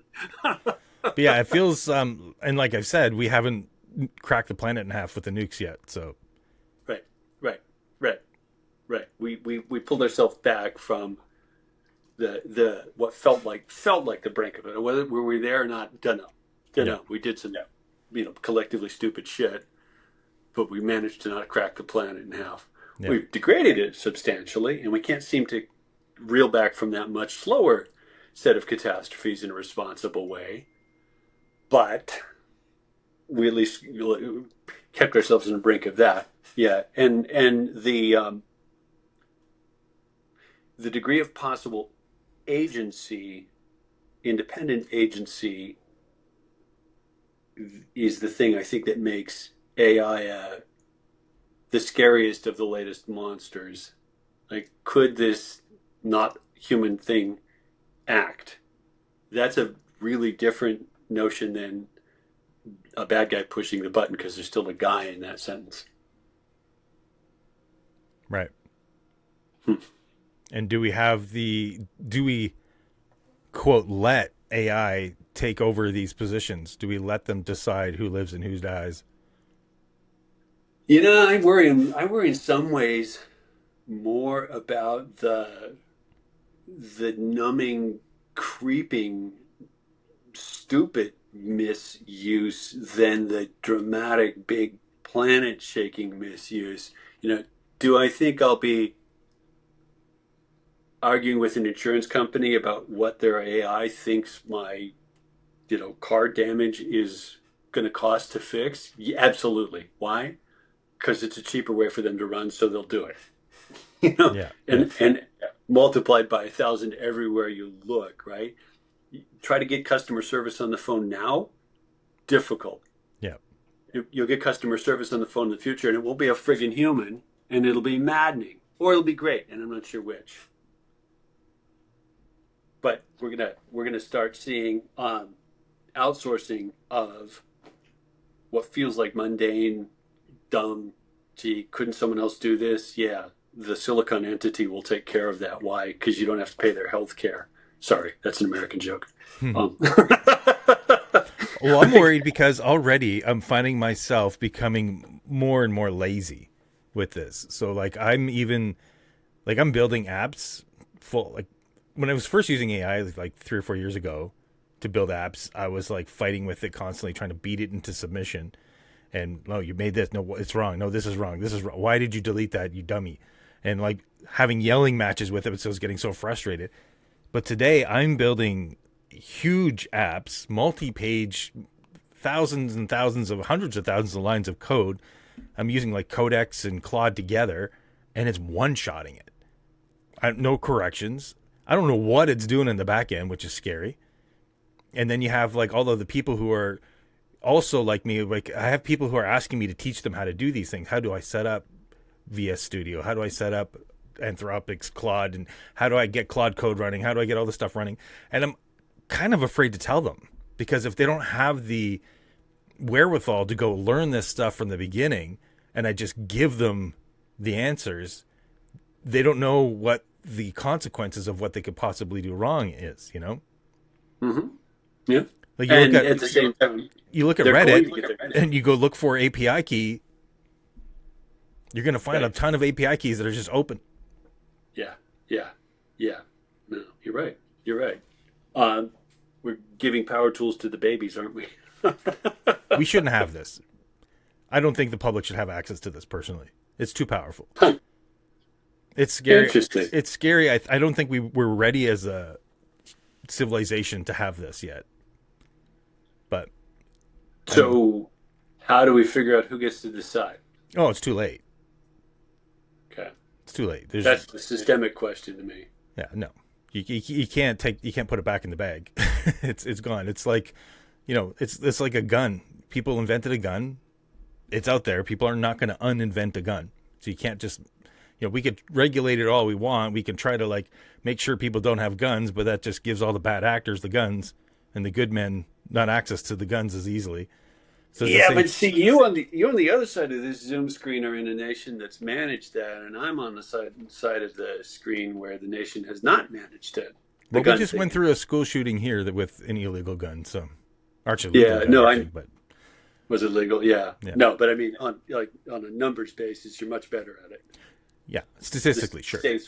We're like it's caught up in our mythos, and I don't talk about a genie we're not going to put back in the bottle, right? But we're not going to uninvent gunpowder. Yeah, we're not going to uninvent the set of tools that we've been talking about, AI in particular. Yeah. And the pace of change is such that it's oh crap, right? Like my friend Austin was trying to, sorry to interrupt. My friend Austin was trying to ask me, if I thought we could actually put it back in the bag. If collectively we lived in some sort of utopic ideal where people could actually all agree this is a dumb technology, let's not use it. Do you think it's even possible to put it back now? And you said it's impossible, right? I think it's impossible. I did too, for a bunch of reasons, right? Starting with, there's no them to decide, right? There's like the usual mix of cast of characters, and for enough, there's already opportunity, profit, no rules, sail out into the frontier. They're going to do it anyway. And one of the problems with inventing something that sort of sits outside of the framework of what we agreed on is there's no way to tell them to stop, because why? It's too new. Like, here's the pattern. Here's one of the patterns you can see. Europe always, generically speaking, regulates stuff too early, and America always regulates stuff too late. Right? Europe's like, oh no, we must have rules for AI. Dude, it was just invented like last week. You have no idea what it's going to become. The rules you write are going to be irrelevant. And what you get is the innovators going, I'm out of here. I'm gonna go where I can actually do stuff without like cockamamie rules for the last generation that I'm sort of subject to. And then here we'll like go bananas, let someone do a whole bunch of damage, and then go, oh shit, maybe we should have some rules about that. Yeah, damage done, but okay. At least we let the thing take some form before we started to try to put structure around it, try to put a fence around it. Is this little animal a cat or a bear? Don't know yet. Let's wait and see, right? And then China's model is we'll pick the winners, we'll state sponsor them, we'll pump money into them to get international advantage, and they'll back some of the right horses and some of the wrong horses. And they'll just take everyone else's anyways. Yeah, they'll steal everyone else's IP. Yeah, for sure. Yeah, that's the national business model. Yeah. Yeah. And well, either we keep playing with them or we decide not to play with them. And I don't know how that's going to go. Well, it's funny because when I was first using DeepSeek, I asked it what it was, and it said it was GPT. There was a little bit of a ghost in the machine there. Yeah, interesting. Okay. Yeah, and Claude's, Anthropic Claude has been banged on heavily to try and help refine other people's models, and they're trying to figure out, how to stuff barriers in place of doing that. I don't know if that'll work or not, but yeah, interesting. Well, I think it's the problem with that question that Austin asked me is you're trying to again put back in a bag an idea, the analogy I gave him was, is AI an invented technology, or is it a discovery of how data and language works? Right. Because, the paper attention is the key was really the idea that kind of, catalysts this all. Mm-hmm. That idea, it's hard to put that idea back. Right. Arguably impossible. Right. Why? Because one grad student with a couple of NVIDIA cards will keep beavering away at it, and you can't really make them stop, can you? Right. Also, the 100th monkey idea, if this person thought about it, does that mean that it's thought about 3,000 other places at once at the exact same time? Yeah. I mean, what's the role of individual innovators in that pattern? What do you think? Action. Still room for genius? Yeah, absolutely. I think that I don't think we're counted out yet. I think we will surprise ourselves. I think that the amount of compute that goes on in this tiny little, very little powered meat bag of a brain we have is astounding and probably connected beyond this dimensions that we think that we know we're in. Yeah, I think yeah, I think we have a much deeper connection to the universe than we think, and I think these ideas come from somewhere else than just the physical world. I think that this is why, like, I have an idea for a product. If I don't act on it, then it's going to be out there within a month or two. Which means either I'm late to it because someone's already been working on it for 6 months, and now they've finally released it. Like, I'll have an idea for a video game or something like that. I don't tell anybody, and then like 6 months to a year later, it's out. So is the idea actually even mine? Or did I just get it from like a radio signal out there? mm. Yeah. And you do see historically sort of parallelization of invention. Was it Leibniz or Newton who invented calculus? Answer yes. Right. Same time, roughly. Right. Why do we see pyramids all over the world around the same time? Yeah. Yeah. Yeah. Have you read Jeff Hawkins' Thousand Brains? No, I have not. Is that what I'm Take touching take on? No, not exactly, but he's got a better theory of the meat bag synapses than anybody else I've read, and he spent a good number of decades getting there. So respect to Jeff Hawkins. It's a very compelling read. Yeah, very compelling read, and it tends to put a triple underline under. Yeah, don't count us out yet. Right, we're still Yeah. capable of surprise. Right. I mean, the fact that I've got bigger, better tools, that you've got bigger, better tools to do what your brain comes up with, that's kind of cool. Yeah, Right? I like people. This whole idea of people losing their jobs to AI, like I've said over and over again, people are going to get sick of me saying it. It's the people who do not adopt AI who will lose their jobs. The people who embrace AI will just be a thousandfold more productive. Yeah. Yeah. Yeah. And some of the dumber jobs that really was kind of silly to make a human being do them, maybe we can not do those. Maybe Like some people we've love got, doing them. we do, but like we've got $100 RoboVac that I turn loose running around, the living room, and none of us are going, damn, I miss vacuuming. None of us at all. Perfectly happy to outsource that one. Yeah, and some people would love to vacuum and they miss it and they'll probably go do it. Maybe they'll even have the robot around, but they'll still, I feel like vacuuming today.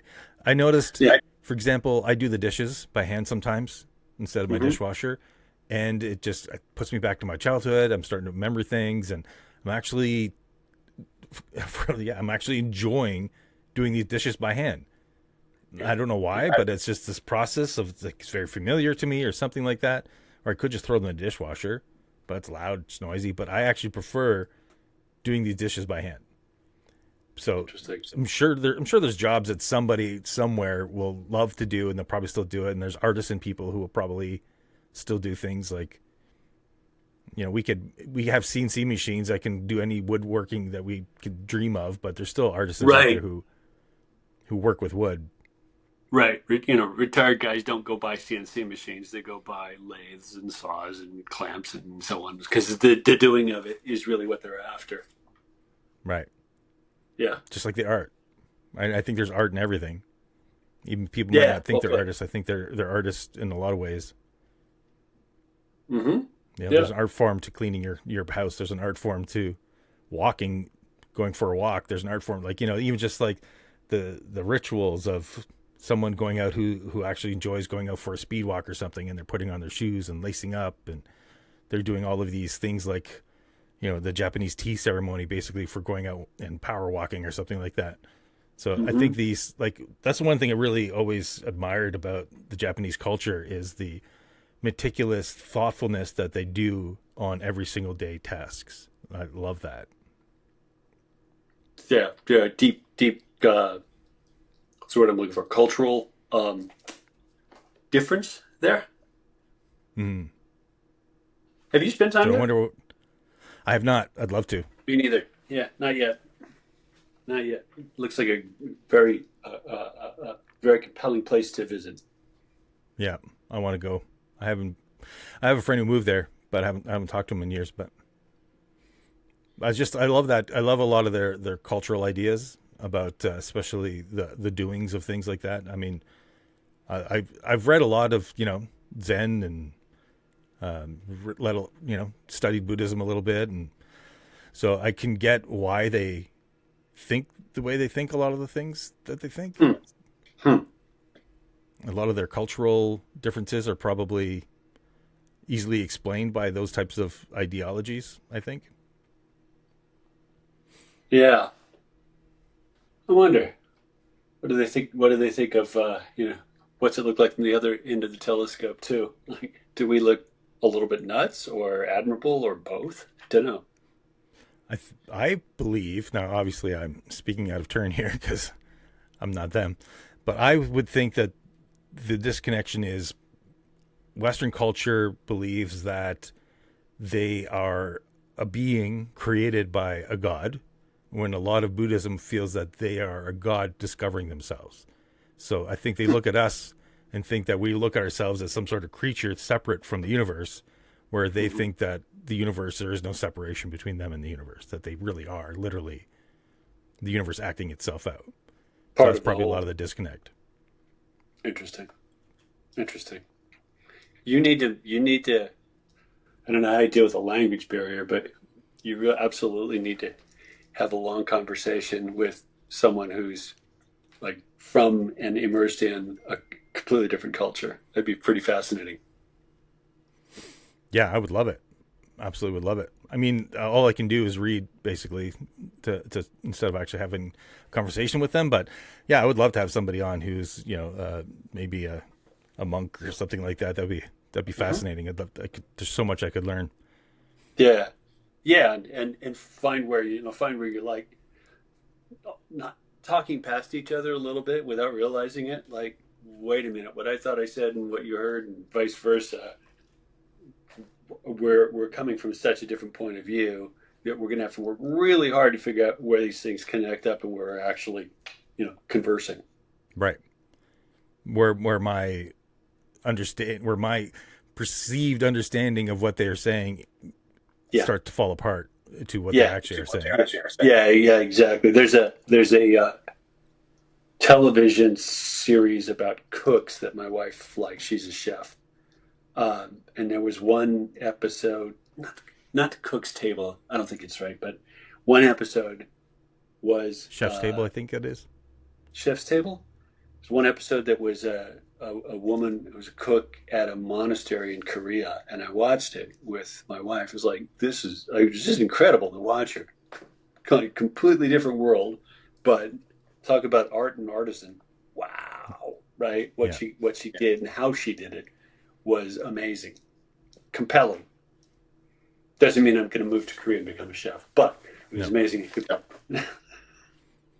Well, I think a lot of our artistry is probably lost. I mean, not to, I'm not really don't really have a stance on capitalism versus communism. I mean, I have a little bit of one, but I think a lot of our artistry probably suffers from capitalism because it's just not cost effective to do these things that put more of yourself into them. It's a lot cheaper to farm it off somewhere, ship it off to a factory and get it to do it than hire a bunch of people who actually are passionate about building something. Sure. Yeah. Yeah. Yeah. And you know, there's times you want the result, and there's times you want the effort toward the result. If you're building a house, are you going to go for the high dollar craftsman, or are you going to go for the contractor who gets the job done? You know, parts from here, parts from there. I don't know. Depends on Right. what you want. Yeah. Yeah, that's interesting. Yeah, it's the whole like like I was saying, not to poo-poo on capitalism versus communism. I mean, I'm obviously a capitalist. I live here. I like money.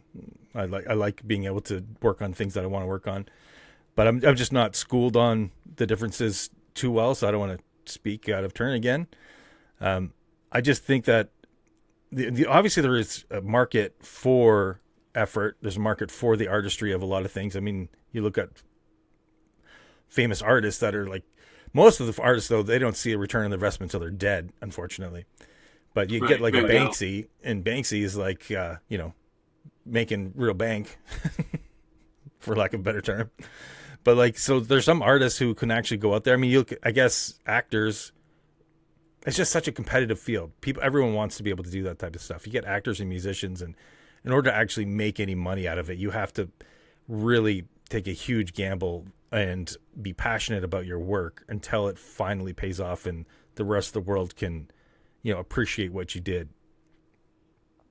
Yeah, we the theater students at the magnet school I mentioned, the chairman and I, Mike Tick, my first boss, we would basically try and talk him out of continuing and going to college and studying theater. But we did our level best to talk every one of them out of it, because if they ignored us, they'd have a shot at success.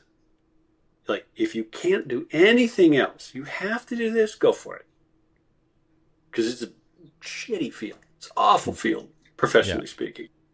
Yeah. But if it's what you got to do, go do it well. Like, stuff, as I said, a bunch of them have, which I'm delighted by in the rearview mirror. But we tried to kind of, come on, you've already got a fantastic education in this. Go learn something else, right? Because we knew the ones that were going to make it would ignore us, which is lots of fun. Yeah, because they have to ignore all the noise that's out there too. Yeah, you get to look. Nope, I have to do this. Yeah, which is like admirable, but doesn't mean it's for everybody. It takes some monomaniacal drive, I think, to stick with them. Some of those fields, and they're more challenging. I think they're more challenging now. I know music's more challenging as a professional field than ever. Right? Make a living as a musician, not at all easy. So it's funny to me because I think it's more challenging to make it on the big time in the traditional medias, but at the same time, you have the ability to go create a YouTube channel and a TikTok and a Spotify, and you can just go do all that stuff. Now you don't have to be gatekeeped as much, and you can find your audience out there. Right. Audience is one thing, living is another. Right. Making a living is the other one. Right. And it's like, yeah. If you want to, if you don't need to derive income from it, the world's your oyster. Well, how many fans do you need, like hardcore fans, to make a living? Well, speaking as the father of a guy making a living as a musician, it ain't about the fan base. It's about the gigs. Because the recorded stuff doesn't have any ROI, hardly worth measuring, right? I mean, if your YouTube channel blew up and got 1 million views, what do you think you'd actually net financially from that? $3,000. Yeah, it's not much, right? Not very much. I had a video that did over 1 million views, and over the course of a year, I got about $3,000. Okay, there you go. There you go. You're living it, right? So, wow, and getting 1 million views, that's not easy. Yeah, not many. A lot of luck involved. Yeah, right. Luck, promotion, all that other stuff involved, right? So the content floating in the universe as a business model is a bitch. And you've got the the book The Long Tail, Chris Anderson, right? No. And he observed a long time ago, Amazon made as much money off very few as the very many in the long tail, right? And you look at music and arts and go, okay, yeah, Mr. Beast makes $1 zillion. There's one of him. There's a zillion of the other guys who make $1. They balance out rather well. Yeah. So when a 9-year-old says, I want to be an influencer, I want to smack him in the back of the head. It's statistically unlikely. to say the least. Yeah. But people were smacking Mr. Beast in the back of the head too, telling him the same thing. He persevered. So there's a lot to be said, even just for perseverance. Yeah. Like I said, if you got to do it, you can't not do it. Go for it. Yeah. Go for it. Well, it's like this podcast. I don't care if it makes any money. I really don't. This is for me. Yeah. So I want to have a labor of craft, a labor of love, right? Yeah, absolutely. I want to have interesting conversations with people, and that's my goal. Yes. And that's an easily attainable goal. Yeah, I ran a podcast in the email space for a couple of years and realized that was the thing that I wanted to do, was have really like go for it conversations with people. And I'm not sure I even watched any of the episodes myself. I'm like, I don't care. I already had the conversation. I don't need to watch it again. Yeah. I was there. I was trying to listen. That's what I was trying to do.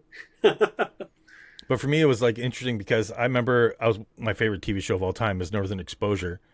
And I watched it a lot when I was a kid. I was like 20 years old watching Northern Exposure all the time. And then I started watching it again recently before I started doing the podcast. And all of the reference that they were made, I was like, oh my God, now I understand that. I've read that book he's talking about. I've read that book. Oh, really? Oh, I get what he's saying there now. And it's a total different experience.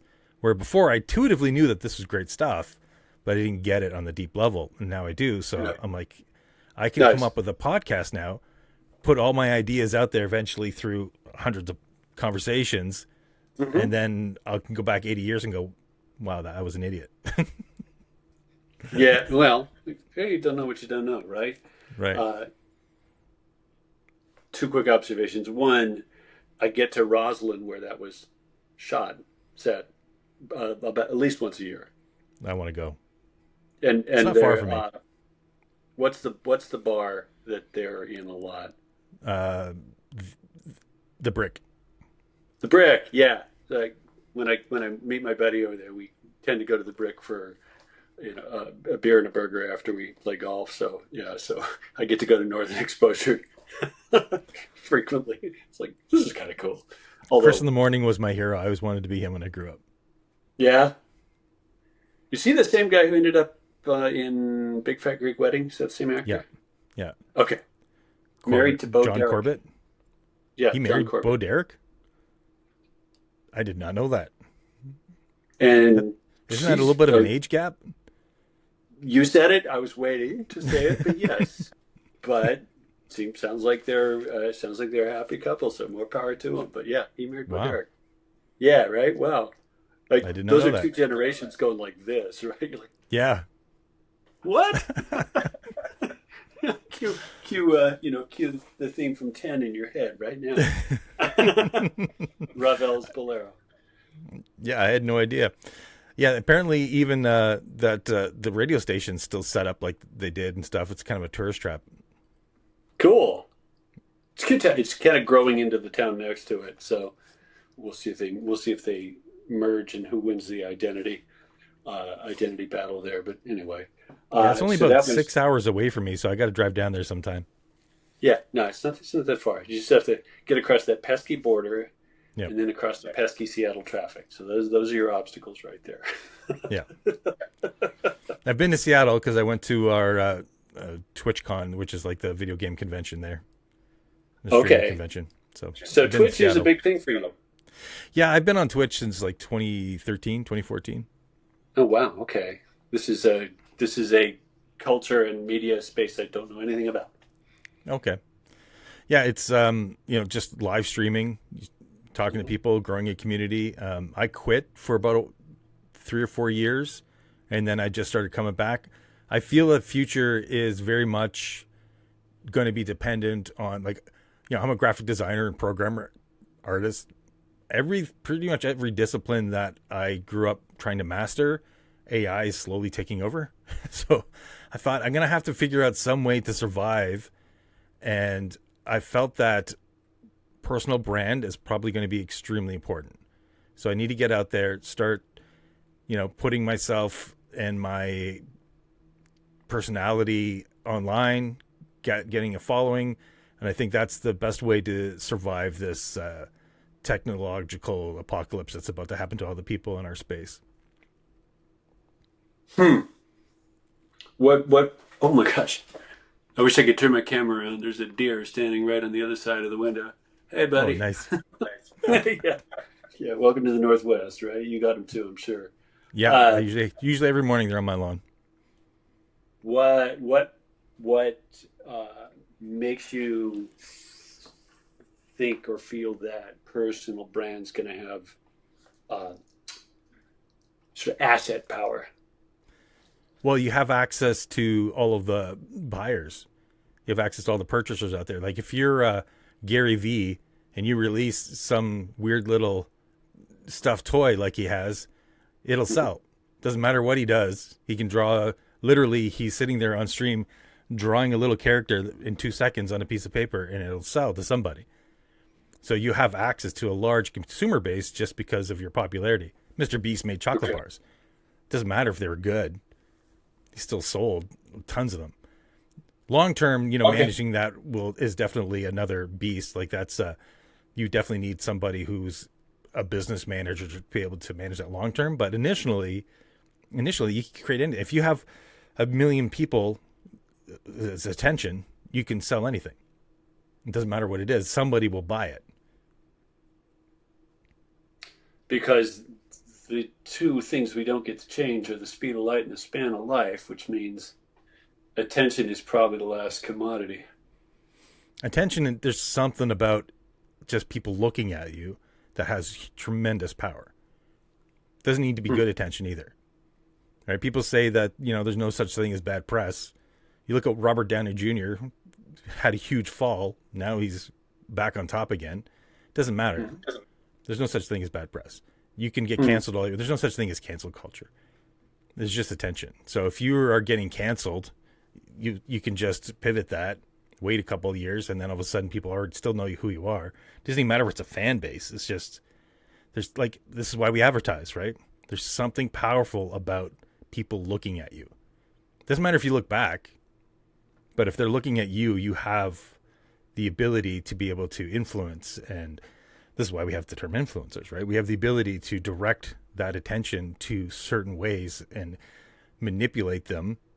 It's manipulation seems, I'm not trying to use it in a bad context.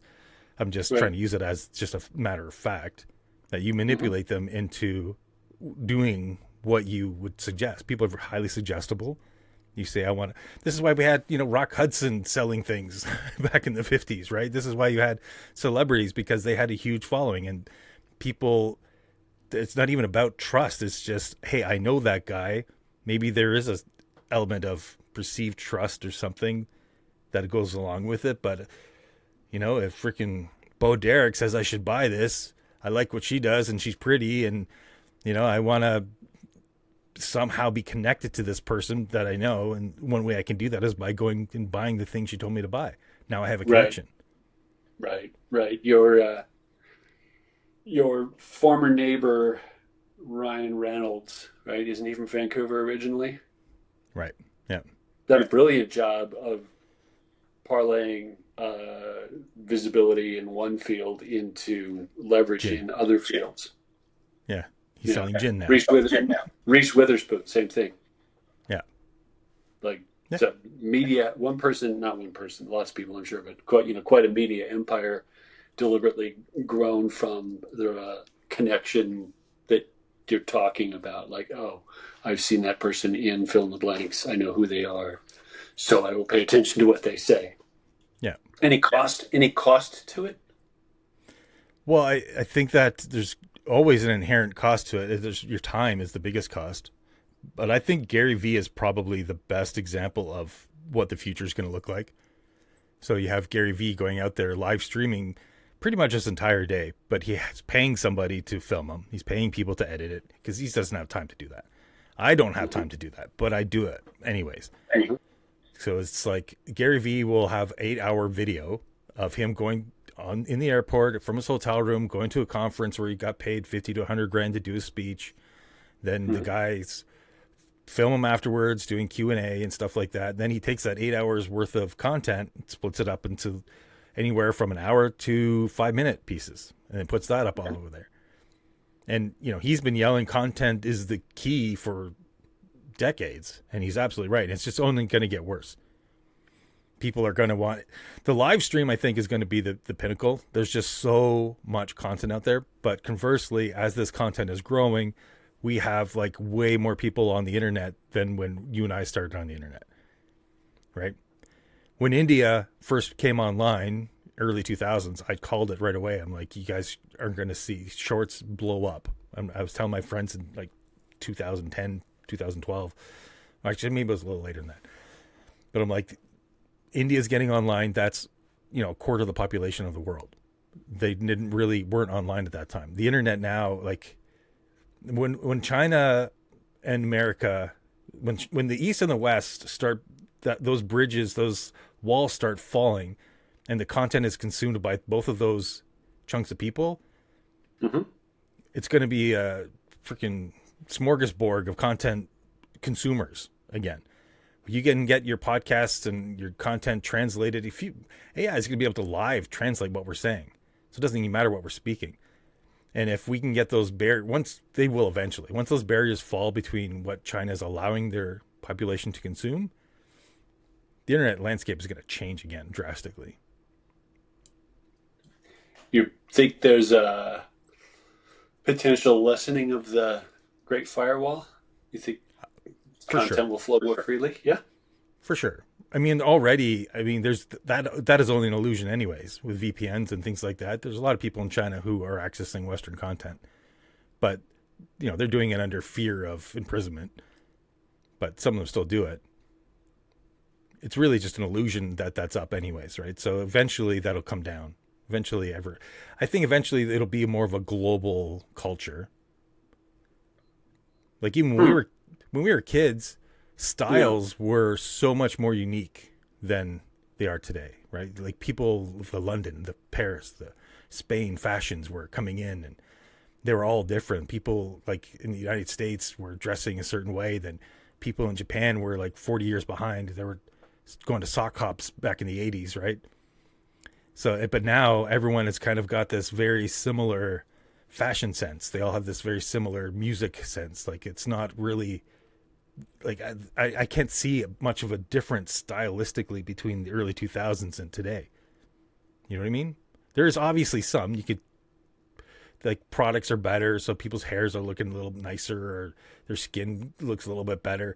But overall, culture is very similar. I can't barely tell a photo from 10 years ago than today what the difference was. Whereas from the year 2000 to the early 90s, you could definitely see it, right? From the 90s to the beginning of the 80s, you could definitely see a huge difference. 80s to the 70s, huge difference. So your read is more homogeneity, more averaging out of those cultural differences? Yeah. And if they trend, we'll all trend together. Interesting. I don't have a good sense of it. I'm always amazed at the cultural references, cultural artifacts that I'm completely obtuse to. Like I'm just picking this out of thin air. Someone said blah blah blah Bridgerton, and I'm like no idea what you're talking about. But that's also part of that too. It's there's so many people online. There's so many people who are going to be into their little whatever they're into, and it doesn't mean that like, yes, there's a Bridgerton. I've never watched it, but yeah, people are into that. Some people are into Lord of the Rings. Some people are into Harry Potter. Things I don't watch. People watch football. I don't. So there's always going to be these pockets of whatever they're consuming, whatever they're going to. My point is more, I'm not afraid of putting out content because it's going to get lost in the noise. I'm saying that there's so many people online, you will find your viewers. Oh, I see. Yeah. They're out there. Okay. Out there. Yeah. Yeah. I gotcha. Yeah. It seems like a reasonable bet. I think there's only so many Gary V's. So I worry that that's a tough, Gary V, Mr. Beast, same old, right? It's easy to point at the head of the power curve. It's tough to get to the head of the power curve. But think about how many people don't know who those people are. True. There's a lot of people who probably don't know who Mr. Beast is, and that seems surprising to us. But there'll be lots of people out there who don't. There's a lot of people out there who would never heard of Gary Vee. We know him because we're in these types of spaces, right? But yeah. It's true. You know, audience fractalization or something like that. Yeah, it's. I don't think we're at the point of stability or predictability about the business models for those things. It still seems quite experimental, feel your way along, room for surprise still. I'm sure there's some guy teeing up something with the help of AI who's going to surprise us all and go like, oh yeah, blah, blah, blah, that guy, you know, incredibly famous or incredibly whatever, because they found an ingenious way to get the attention you were speaking of. Yeah, like Claudebot. Good point, right? Yeah, good point. Who could Just have comes out of predicted nowhere. that? Yeah. Boom, right? Yeah, fascinating, that one. And like He did what everyone else was sort of speculating about. yeah, he's the first one where they're saying what single person multi-billion-dollar company is going to exist, and Yeah, he seems to be like the first one that can do that. I got it, and I'm pretty technically adept, but I got a little bored and impatient with trying to configure Claudebot, attempt number 3 or 4, and I finally went, is this actually worth the time? Or can I just punch out, wait a month or two, and there'll be a more mature guide or a self-boot, that gets rid of the API key headaches that are making this a pain in the ass right now. It's like, it's still, for the moment, fairly technical. Won't stay that way forever. Technical in the sense of knowledge set required. I didn't even do it. I just let AI do it for me. There you go. Yeah. I had VS Code with Codex in it to install Clawbot for me. Yeah. Give it access to everything. Really? Crazy. I did. Bold move. Give it access. I don't care. I got nothing to hide. I've got no credit cards on my computer. Go. But you have a code word with your daughters. Yeah. You don't put that in Claudebot, I hope. No, we don't. Okay. We don't even talk in front of our cell phones about it. There you go. Okay. Yeah. No, I'm under no illusion that I think there's any privacy on my computer at all. Like, there's just people think that they've locked down their computer. No, there's no such thing as security. There's just secure practices that you can do. We looked when we were at Chapters. We had that love virus come in, and someone opened up an email and destroyed the entire company for 3 days. Right? Wow. And think about how worse that's gotten now, 25 years later. Yeah, I see earlier conversation about the new Anthropic model, right? Yeah. Nominally, that's why they're keeping it shielded, is because it's so capable at ill deeds. Right. That we're all massively at risk. Oh, shit. Yeah, but the thing is, like, even that I think is like a misplaced concern. I just don't think that, like, people can take these models. They're so tiny once they're actually computed. You put them on your cell phone. You could run Kimi locally. You could run, Quen. You can run freaking, Llama on your. It's all free. Even the weights are free. You just download them, and it doesn't take up barely any space. And they can just run locally as long as you've got a nice video card, something like that to do the actual processing. Mm-hmm. Like, I could make a video of whoever I want doing whatever I want. Locally, it's gatekeeped in the cloud, but it's locally. I could do whatever I want right now. I don't even have to set it up. I just get my AI to do it, and it'll install everything for me. It's insane. And we're just getting warmed up. It's going to get even easier. Yeah. Like I said, I don't know anything about Clawbot, but I had it installed, running perfectly, working great. I've uninstalled it since then because I don't know. I probably want to put it on like a little, like people are doing the MacBook or the little Mac Minis, whatever, something like that. Just because I don't want it constantly messing around with my PC while I'm trying to get work done. But right. What I need to have now is I need to have like 10 computers in a circle desk all around me so that I can, when I'm prompting, my biggest problem now is I'm sitting here twiddling my thumbs waiting for it to do its thing before it prompted again, because I only have one PC right now set up. What I need to be able to do is go prompt, go over here, prompt, and then hopefully by the time I circle back around, this one's done its thing. And then I can come back in and do the next prompt. But ideally, what I'm going to have to do is have an AI that can initiate the prompts for me so that it can do recursive iteration of its own code, which I do now. Right.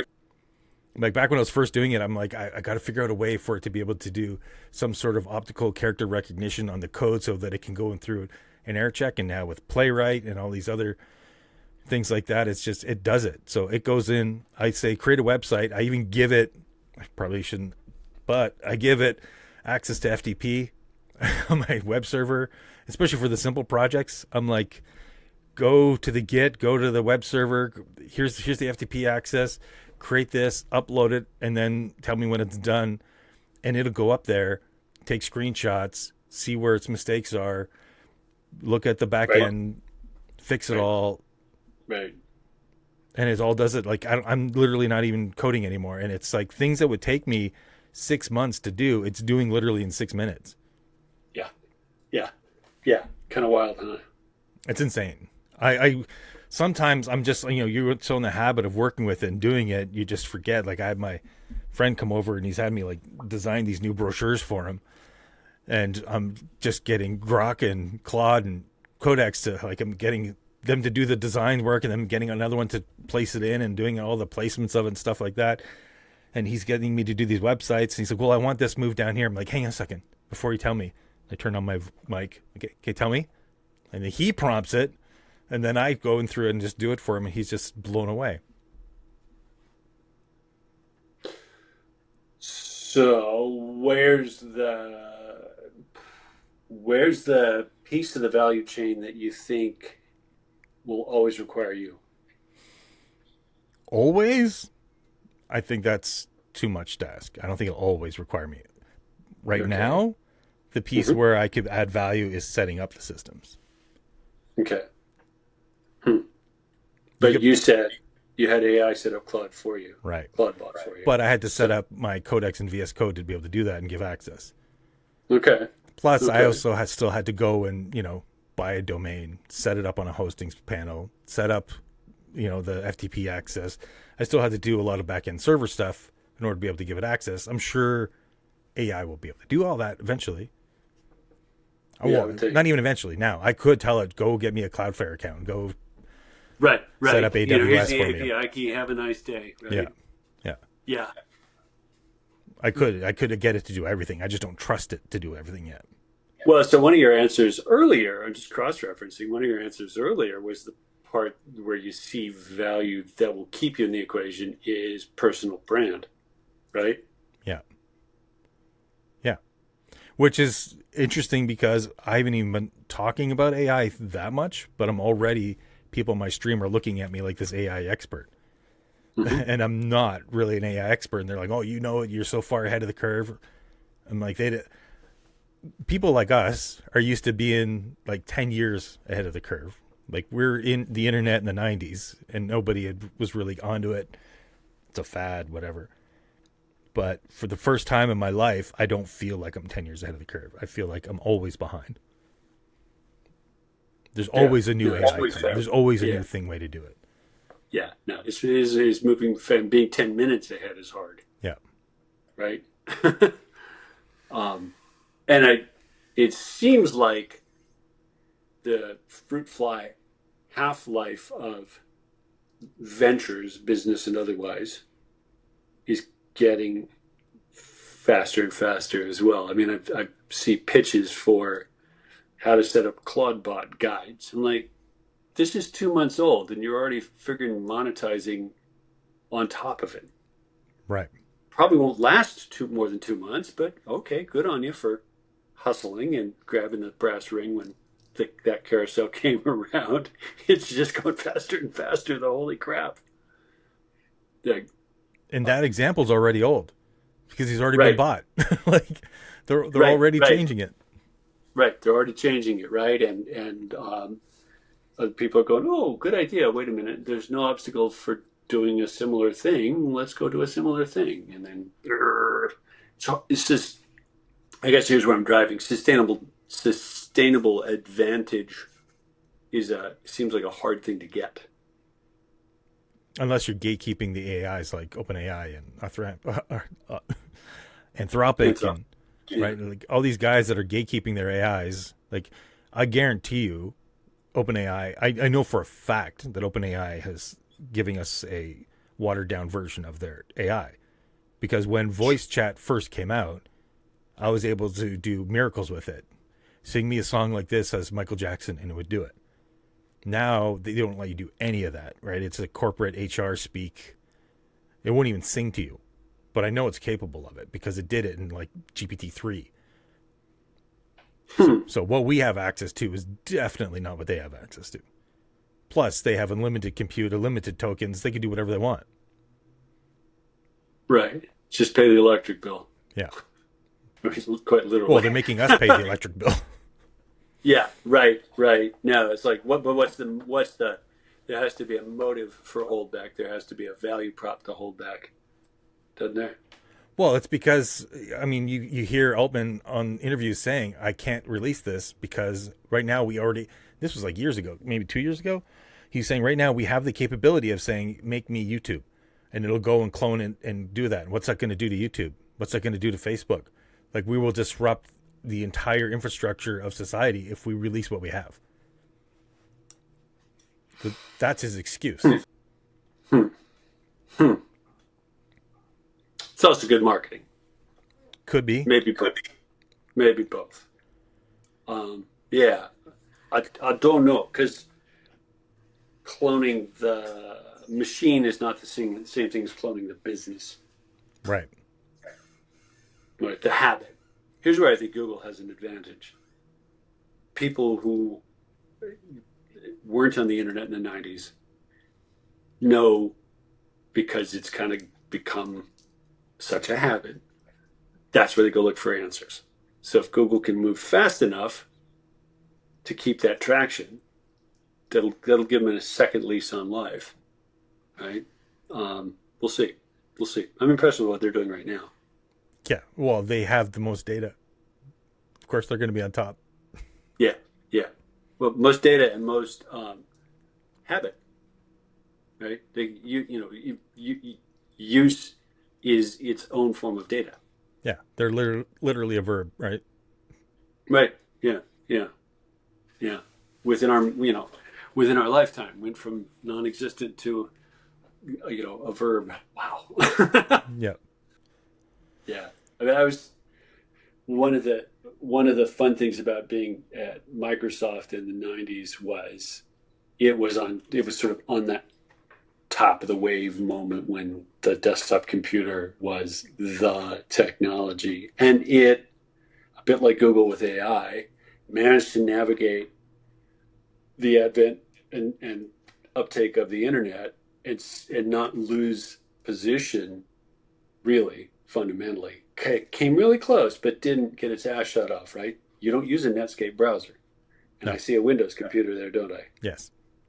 Okay, so they managed to squeak around the corner. 1995, Bill Gates, everyone, right? Face Internet Mars. They managed to squeak around that corner. Google's managed to squeak around the AI corner. Cool. I'm sure they'll do fine. There's going to be some entity, company, or individual that starts growing AI natively that does something none of us expect. It'll be the next Google. I don't think it's going to be OpenAI. Maybe it'll be Anthropic. We'll see. Well, I barely Google stuff anymore. I'm mostly just asking AI. Right. But do you go to Gemini and ask questions? Not currently, no. Just because I pay for GPT, because I use it for Codex, I go to GPT most of the time. Yeah, see, and I'm using anti-gravity and the top tier Gemini models for dev work. So it's like, okay, I've got access to that, and I've always got a window open with Gmail in it anyway, so I'll use that one. And most of the time it's adequate. I like each of them for different things. Right. Although I'm kind of off the OpenAI bandwagon at the moment. Me too. I don't trust a lot of it. I do ask it a lot of questions, but I don't trust the answers a lot. I push back a lot. The thing I don't like about GPT the most is its stubbornness. When I ask it a question and I know it's wrong and I try to tell it it's wrong, it cannot be convinced. I'm like, no, you're absolutely wrong about that. Here's the articles, here's this, and they'll come up with some sort of argument as to why it's right and I'm wrong. Where, So you end up in arguments with Silicon Entity. Yeah, yeah, guilty. To oh yeah, huge arguments. I get mad at it, and I gotta stop doing that. It's so stupid. It's like getting mad at the wall. yeah, yeah, or yelling. My wife's like, "Why are you yelling at the car?" Yeah, Because I'm a guy. That's why. yeah, because it's making me angry, and I want to It's what we smash do.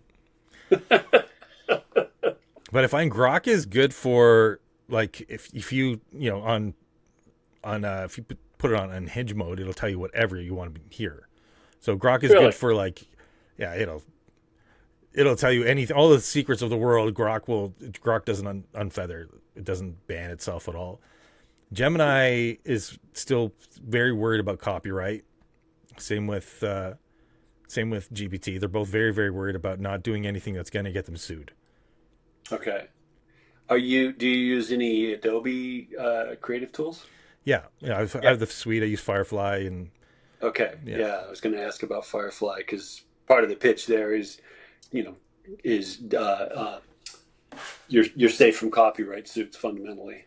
yeah, they'll go to court for you, but Yeah. it's still not going to create like Grok. I can say, make me an image of Trump and Putin doing cocaine in the White House with Yeah. hookers in the background dancing half naked or fully naked, and Grok will do that. Right. Firefly will Right. not. Right. Right. Now, I have not spent much time on Grok. There's enough. There's enough to keep up with already. Like, Yeah. wow. Right. Yeah. Yeah. Well, I'm trying to build stuff. so I've got Comfy UI installed locally, and it's a open source product that's basically like it's visual coder, but so a bunch of spaghetti strings and stuff like that, and then you can hook up other AIs to it that you through APIs or free, whatever. But you could use like I can't even think of them right now, but like you could hook up Kimi or something like that, and everything's completely free, right? You can just run it on your computer. Everything's free, no tokens, nothing. Like it's just all you can generate videos, generate whatever you want with it. So, what? Let's take a narrow window. 5 years from now, how do things look different? Well, if we're still Well, if alive, we're still alive. 5 years from now, it's going to be much more just on demand. Everything would just be, I could just speak into existence whatever I want, anytime I want. Like the apps, there'll be no reason to code. There'll be no reason to actually, unless you want to, unless you're an artisan and you want to like sit there and hammer out lines of code because you enjoy it. Coding itself will be antiquated. It'll just be gone. There'll be no coding. It'll just be the people who are able to communicate with the interface the best will come out on top. They'll be looked at and they'll be asked. I'm already getting that. People are asking me like, I've shown people how to use these tools and they say, I'm just not getting the same results you're getting. I don't know how to prompt it properly. And I think the reason a lot of people are messing up their prompts is because they're not speaking naturally to it. And when it's trained on natural speak. So I see like engineers and stuff, and they'll come up with these long, exaggerated prompts. You are a prompt engineer, or you are a business mogul. You do this and that. And they come up with this like, 2 pages of tokenage that they're using just to describe what they want. And I'm just like, go make me this. And then I let it decide. And it's a lot better at figuring the stuff out itself in the back end. If you just talk to it like it's trained on, which is normal speech patterns. People don't talk. I don't talk to you and say, hey, you are an executive who used to work at Microsoft and blah, blah, blah, blah, blah. Now let's have a conversation. Yeah, yeah. It's not used to that. So I think that it's more naturally, if you just keep training it or keep talking to it like you're naturally talking. Also, I studied hypnotism for like 10 years. And I understand positive speak. I understand, NLP, neuro-linguistic programming. And I find it's really helpful in dealing with these AIs. Because if I say to an AI, I want an image like this, that, and that, but don't put it in an apple. It puts in an apple, right? It doesn't understand the negative prompts, just like us. Humans don't understand negative prompts either. Don't think of an elephant. Oh, shoot. Yeah. right? Yeah, You have to think of the element and then you have to cancel it out. yeah, So yeah. NLP, I think, is really, if you're going to train people on prompt engineering, I would definitely train them with NLP, train them in the techniques that hypnotists use, train them in these, get really good at how speech works. Interesting. That makes sense. And you're right. The corpus is, human language for the most part. Lots of imagery too, right? But that imagery is also trained on yes or no, whether or not we've agreed with it or not. So it's still a human judge and jury. Right. Right. Right. Right. On demand everything. Okay. For sure. Sure. For the people who are in the know. But it's getting easier and easier. Like, it's the whole idea of the technological that problem with people. What's the word I'm looking for? The whole idea of this barrier, this technological barrier, is going to be eliminated. Right? The people, the AIs are going to be so good at just hearing what you have to say. Like, I'm sure an 8-year-old could say, "I want an app that does this." As long as the 8-year-old knows what they want, the AI will figure out the rest. And that's the caveat, though. Like, how many client meetings have you had where the clients don't really understand what they want? Yeah. Yeah. Or they've got it here, they can't say it. So you do the endless iterations, make it pop, the proverbial you keep using that word. I do not think it means what you think it means. Yeah, exactly. Inconceivable. Yeah, very, very much so. And we're back to, hooking back to the beginning of this, like the very fuzzy yet best we've got probably tool for cognitive conveyance, which is language. That's a weapon with a lot of nicks in the blade. You know what I mean? Well, even with the thing that you learn in NLP is very little bit of the amount of, it's like 30% of communication is verbal. Right. Hand gestures, eye gestures, movement, breathing, posture, space. Yeah. So right now AI is missing a lot of that. Right. Chat's a pretty stark interface, and voice, I imagine, is mostly translated into speech, not tone, cadence, repetition, all the other factors involved in speaking out loud. You do have Sesame that is working on that. So cool. Sesame AI it's an emotional, there's no chat, you can't type. So it listens to cadence and listens to, if you start sounding really sad, and it'll be like, well, why are you so sad? It'll pick up on that stuff, but still there's verbal and then there's physical, right? Like, AI doesn't know that your hands are in your head right now. Right. Yeah. And it doesn't know, and most people wouldn't even know what that means. Intuitively, they might know what that means, but most people won't pick up on that. They won't pick up on, AI will never ever hear you sigh. Right. So until that happens, then people will be able to, when that happens, people will be able to pick up on that earlier, right? And then AI will have more intuition about who you are. We're already building, like you are, building data sets on who is this person that's trying to communicate with my business. Right. But the only thing you have to go off of is data sets that nothing actual, no experience of the person, just data of the person, right? Right. They're digital exhaust. Yeah. Yeah. Which is best we've got, but poor proxy. Very poor proxy. So how do you handle that? How do you handle trying to figure out who these people are? Is it just shopping habits, mobile data device where you're figuring out where they're going to go? It's where do people go? What do they post about? What do they follow? Munged up and boiled down. 80 personas is a very, very, very coarse filter, but it's considerably better than a lot of the previous filters. So, okay, know that persona is really not as likely to follow this. Here's the additional data that tells you why that's likely, right? Likely. It's not an absolute. It's likely. And you're making the economic bet of, okay, this ad, not that ad, because this is more likely to pay off than that one. There's always room for surprise, right? Sometimes you get 1 million views. Yeah, it's tough problem. And I'm more fascinated with sort of wiring together of it than the application of it per se. I think. I think at least that's been the work. That's been the work of doing it. So there you go. So if you were going to advise somebody to create a new company today, what do you think you would tell them?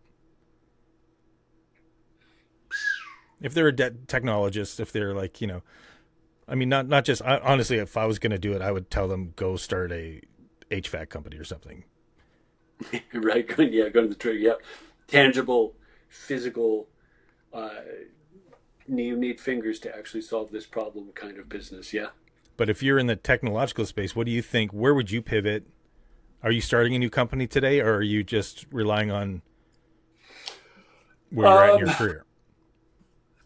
a little bit of both, and there's only so many hours in the day.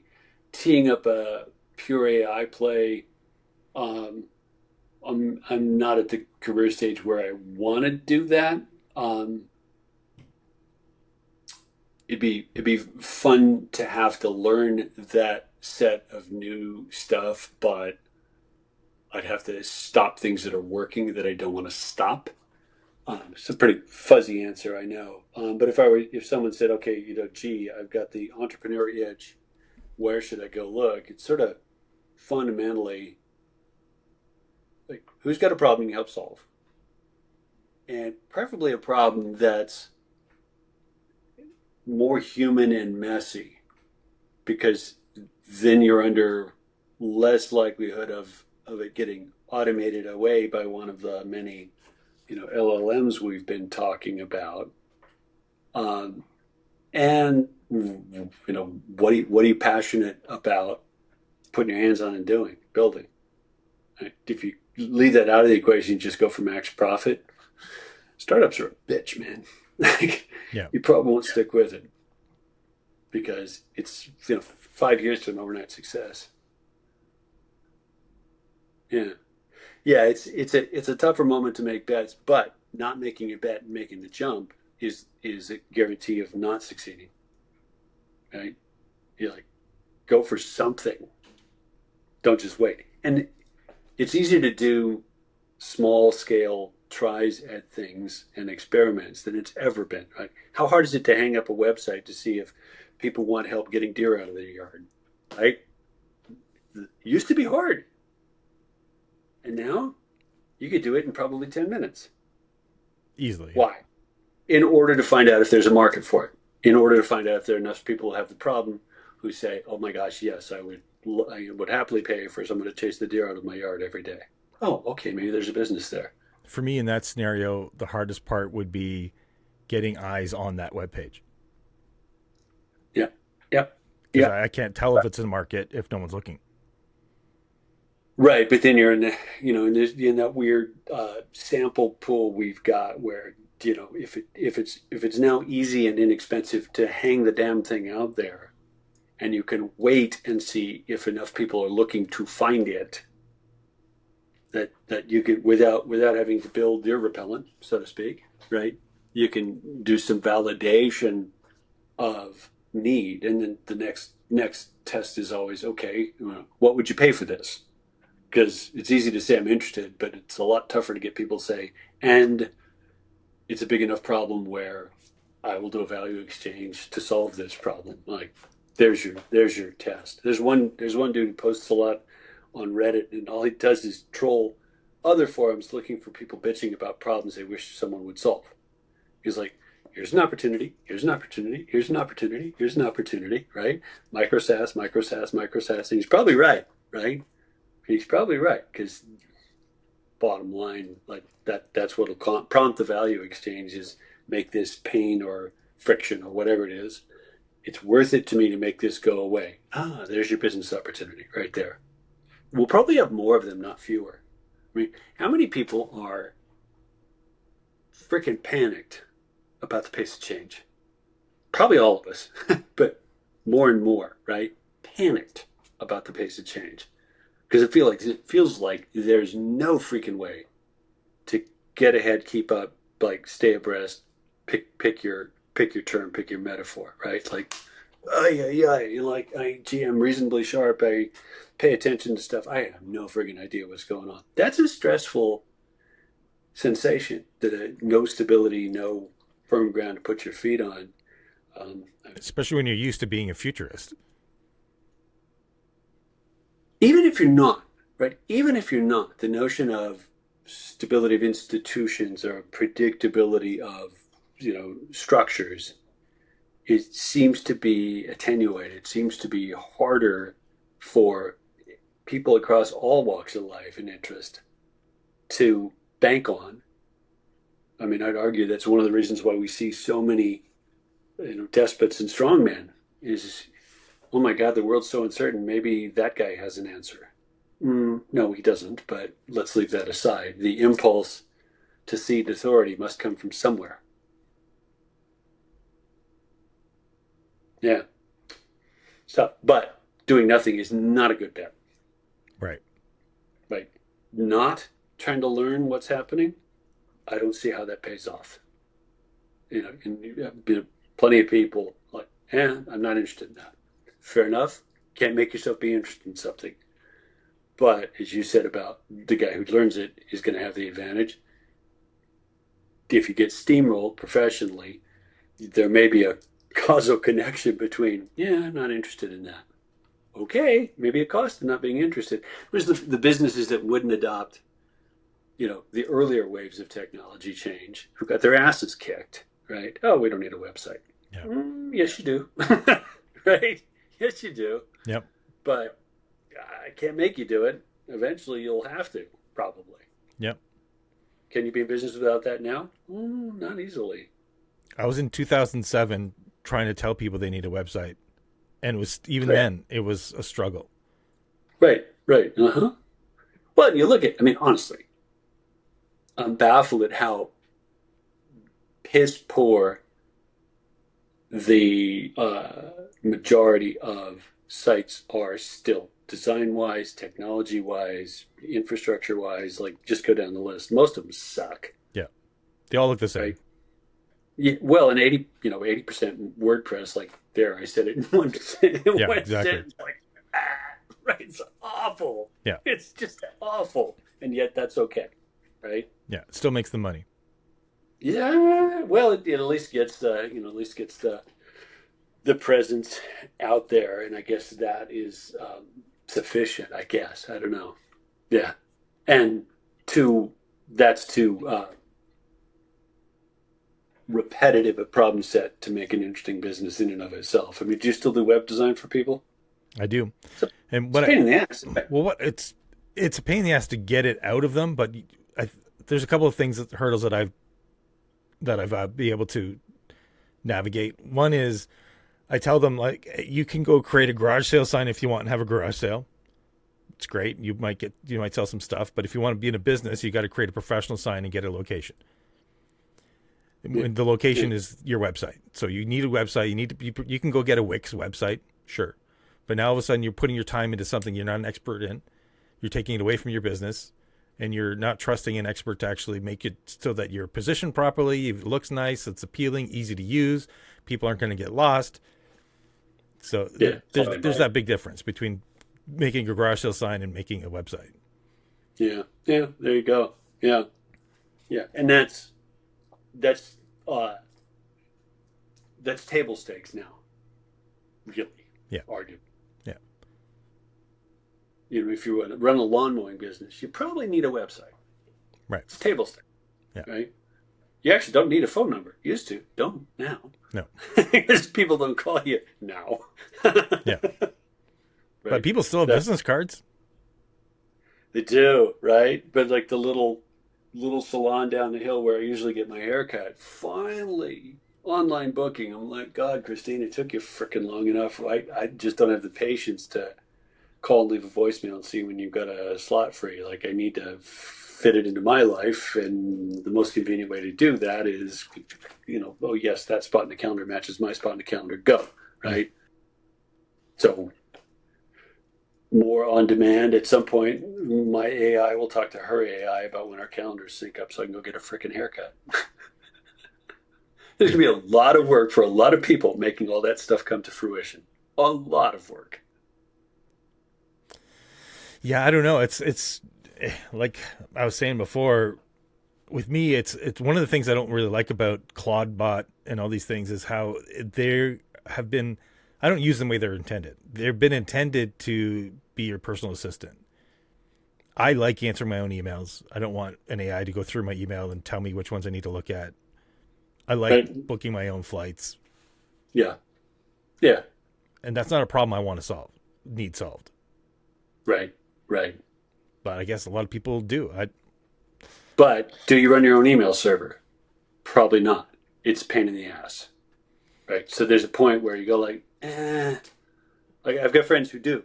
I'm like, I think you're nuts, man. Yeah. But they dig it. They're an artisan of that or whatever, and to them it's worth doing. So as you can delegate and trust, probably you delegate trust a little bit more because it's worth the trade-off or lets you shift attention and energy to something that is more compelling or lucrative or interesting or something like that. Or cost is more cost effective. Yeah, or more cost effective, right? Like, yeah. I mean, everybody jumped on the Gmail bandwagon, what, 10, 12 years ago, because you're like, oh, really? I can get all of that and I don't have to have the following set of headaches? What am I missing? Of course I'll do that. Like, so now millions and millions or billions of people. I think Well, it's over a billion. what we're missing is that they have all of our emails and are definitely training their AI with it. Absolutely, right? That invisible, we didn't know this was coming trade off. Do you remember the Google Books project? Yes, yes, Right? They scanned most of what was in most libraries until the Authors Guild, I think, said, hang on a tick, copyright violation. yeah. And Boy, oh CAPTCHA, boy, is that just a lot of people didn't realize CAPTCHA was you training on the books being properly right, OCR'd. right. And boy, is that a valuable corpus of data all of a sudden. Yeah. Yeah, without, as far as I can tell, straight up copyright infringement. And that's another Without, reason right there. Another proof that live streaming is going to be most important because you hit peak data, read everything on the internet. You're going to need new freaking data all the time. true. Yeah, true. Right. The sort of little twitches of cultural change will happen Live. face to face in conversation first. Yeah. Yeah. That's an interesting observation. You know what the biggest media company in the world is, at least by a couple of measures? No idea. McDonald's? YouTube. YouTube? That doesn't surprise me at Hours, all. hours of content, hours of eyeballs, like a whole bunch of metrics. You go, oh wow, yeah, it makes sense, doesn't it? P.S. They don't pay for most of the content. No, I know. That's a helpful thing. Yeah. I was monetized on it, but I hadn't uploaded a video for a year. So they demonetized me and I don't make any money on YouTube anymore. And they still have Right, all my content. They still make money off it. I'm not allowed though. right, right. Because that magic threshold on the long tail is like, ooh, cool. Most of this is, oh, but we have storage costs and bandwidth costs. Yeah, yeah. Cry me a river, Google. Yeah. Plus how much government funding. Yeah, So we're already yeah, paying for it in some way or another. Not to yeah, mention we are the product for them. yeah. If it's free, you're the product. Yeah, Yeah, absolutely. yeah.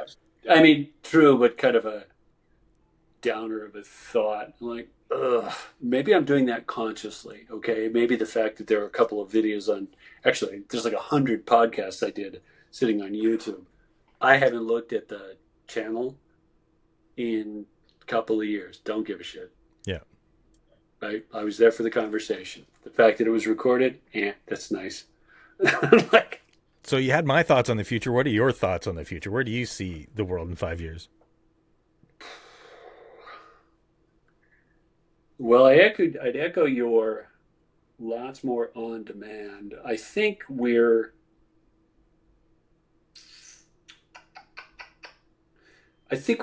overestimating how fast this will happen and underestimating how much will happen eventually. You know, 99, 2000, chapters. Geez, let's sell books online. Everyone's going to do that.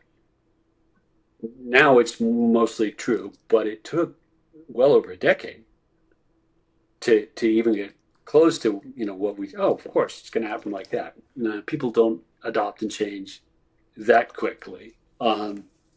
People don't trust uh, trust means of doing things automatically or quickly. They don't cede authority automatically or quickly. So I think there's plenty of messes. I think we'll have some bona fide friggin' disasters that'll slow things down. I'm sure someone's already had a hell of a wreck in a self-driving car.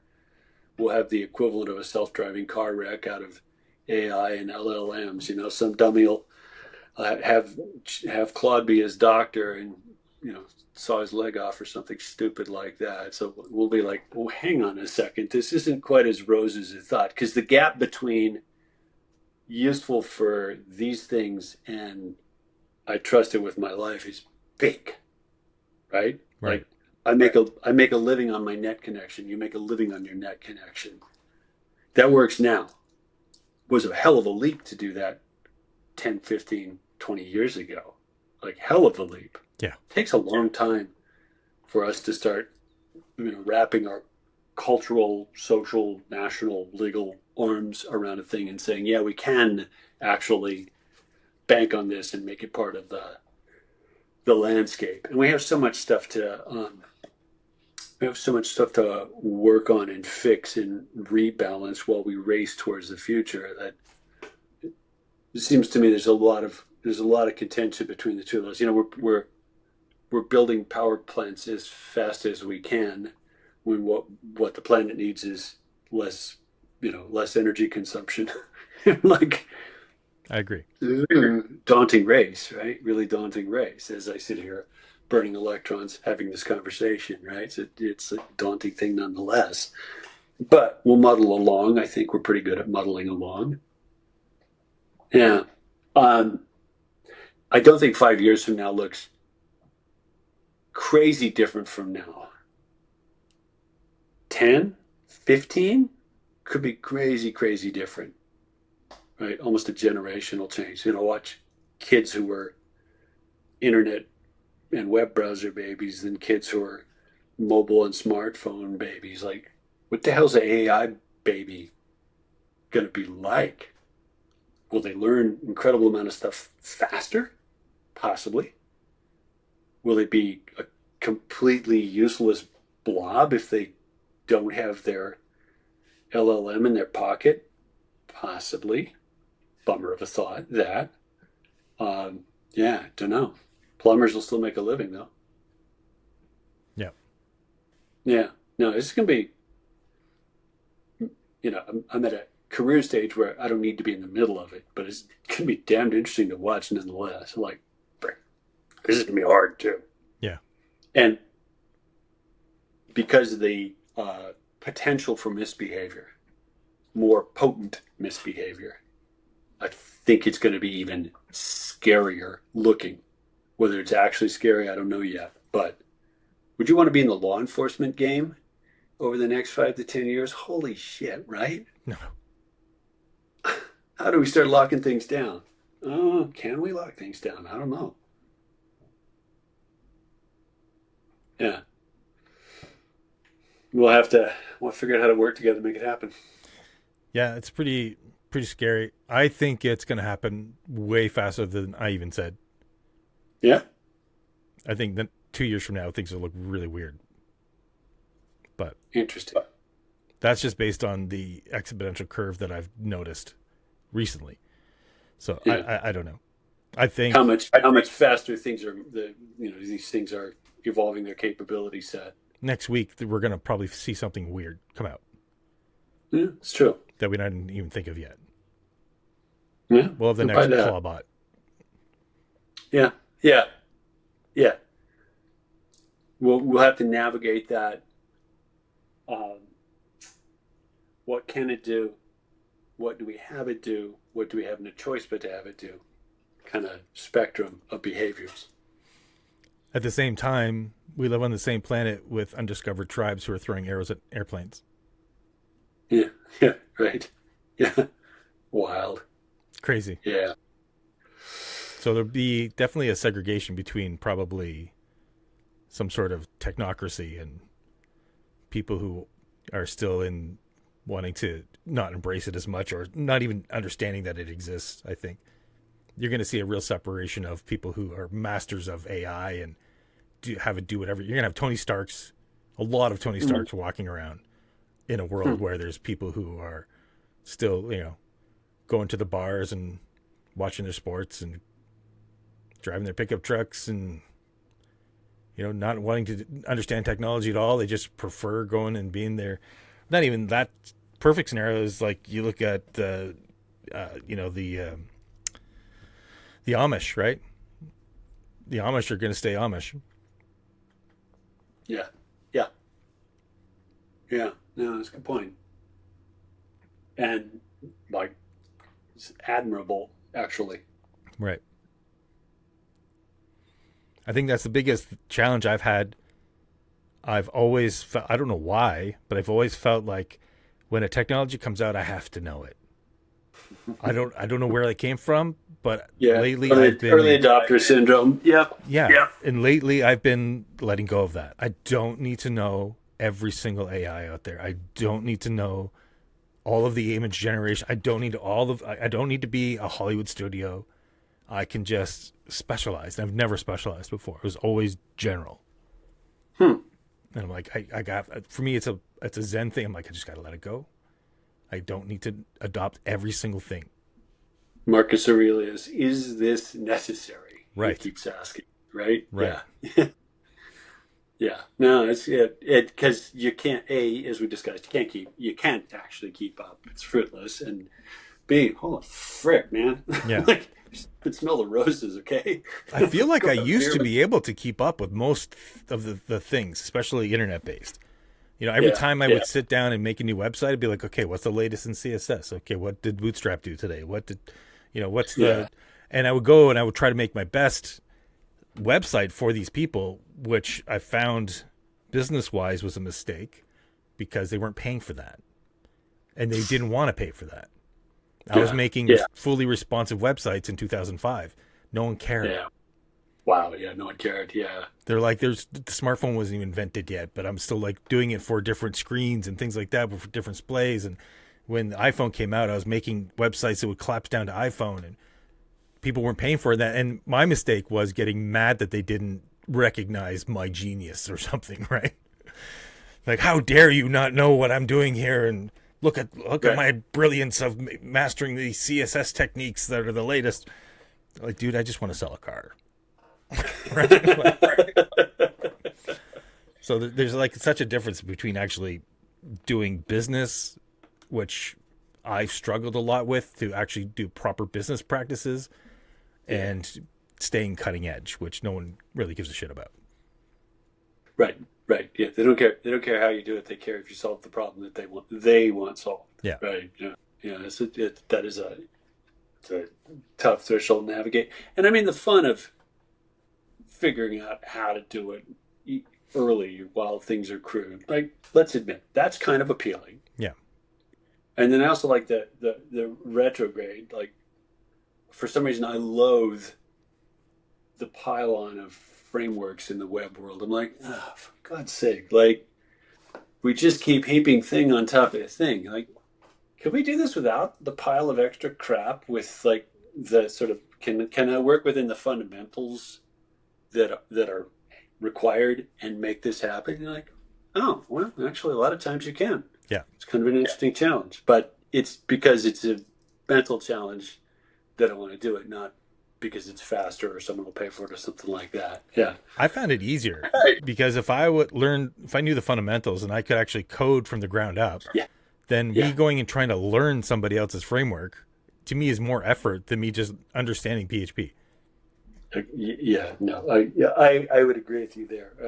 Because you're trying to bend what they had done into what you need to have done. But if I just code it from the ground up, and it's also bloatware, right? Like if all of a sudden I'm taking this gigantic framework and I just needed this little simple web app, and I just build the web app, and I don't need to have all these other things tag along with it that I'm not using. It's like mid-September 1997, about 7:30 in the morning, my phone rings, and my English buddy William Bablé says, "The Martha Stewart website is down." Good morning, William. Tell me why I give a shit about this. Oh, we paid for it. We being Microsoft at the time. True story. I'm like, okay, let's start getting people on the phone. So we figure out who'd built this damn thing that Microsoft had paid for. And it turns out that because Martha wanted it to look a certain way, rollover menu or something fairly esoteric for that really early time frame. Like they kind of hadn't accounted for the fact that half of the people in America would go straight to the site when it launched and keep getting the same damn stuff sent over and over through their dial-up modem. Of course the thing face planted, right? Like the law of unintended consequences are failing to account for scalability. So we're like, okay, tear that all down, simplify it a whole bunch. Why? Because at this scale, it's not going to work to do it fancy, right? We gotta make it. We'll make it look as good as we can. But if you want it to actually work, gotta simplify and scale it back a whole hell of a lot. That was a fun lesson, and I like Martha. She was actually really fun to work with. So there you go. Yeah, that's definitely. I try to think about that a lot too. It's fine for local mom and pops to have all the bells and whistles, but they don't need the bells and whistles because they're just a mom and pop. But then you try to bring that to you get an Apple website or something like that that's known for being cutting edge with its designs, and you have to have all this stuff. So fortunately, the engineers there are freaking brilliant. So they're able to design these things that's so lightweight that they can be scaled. But so I love that kind of balance between super cutting edge technology and the engineering of making it lightweight and accessible.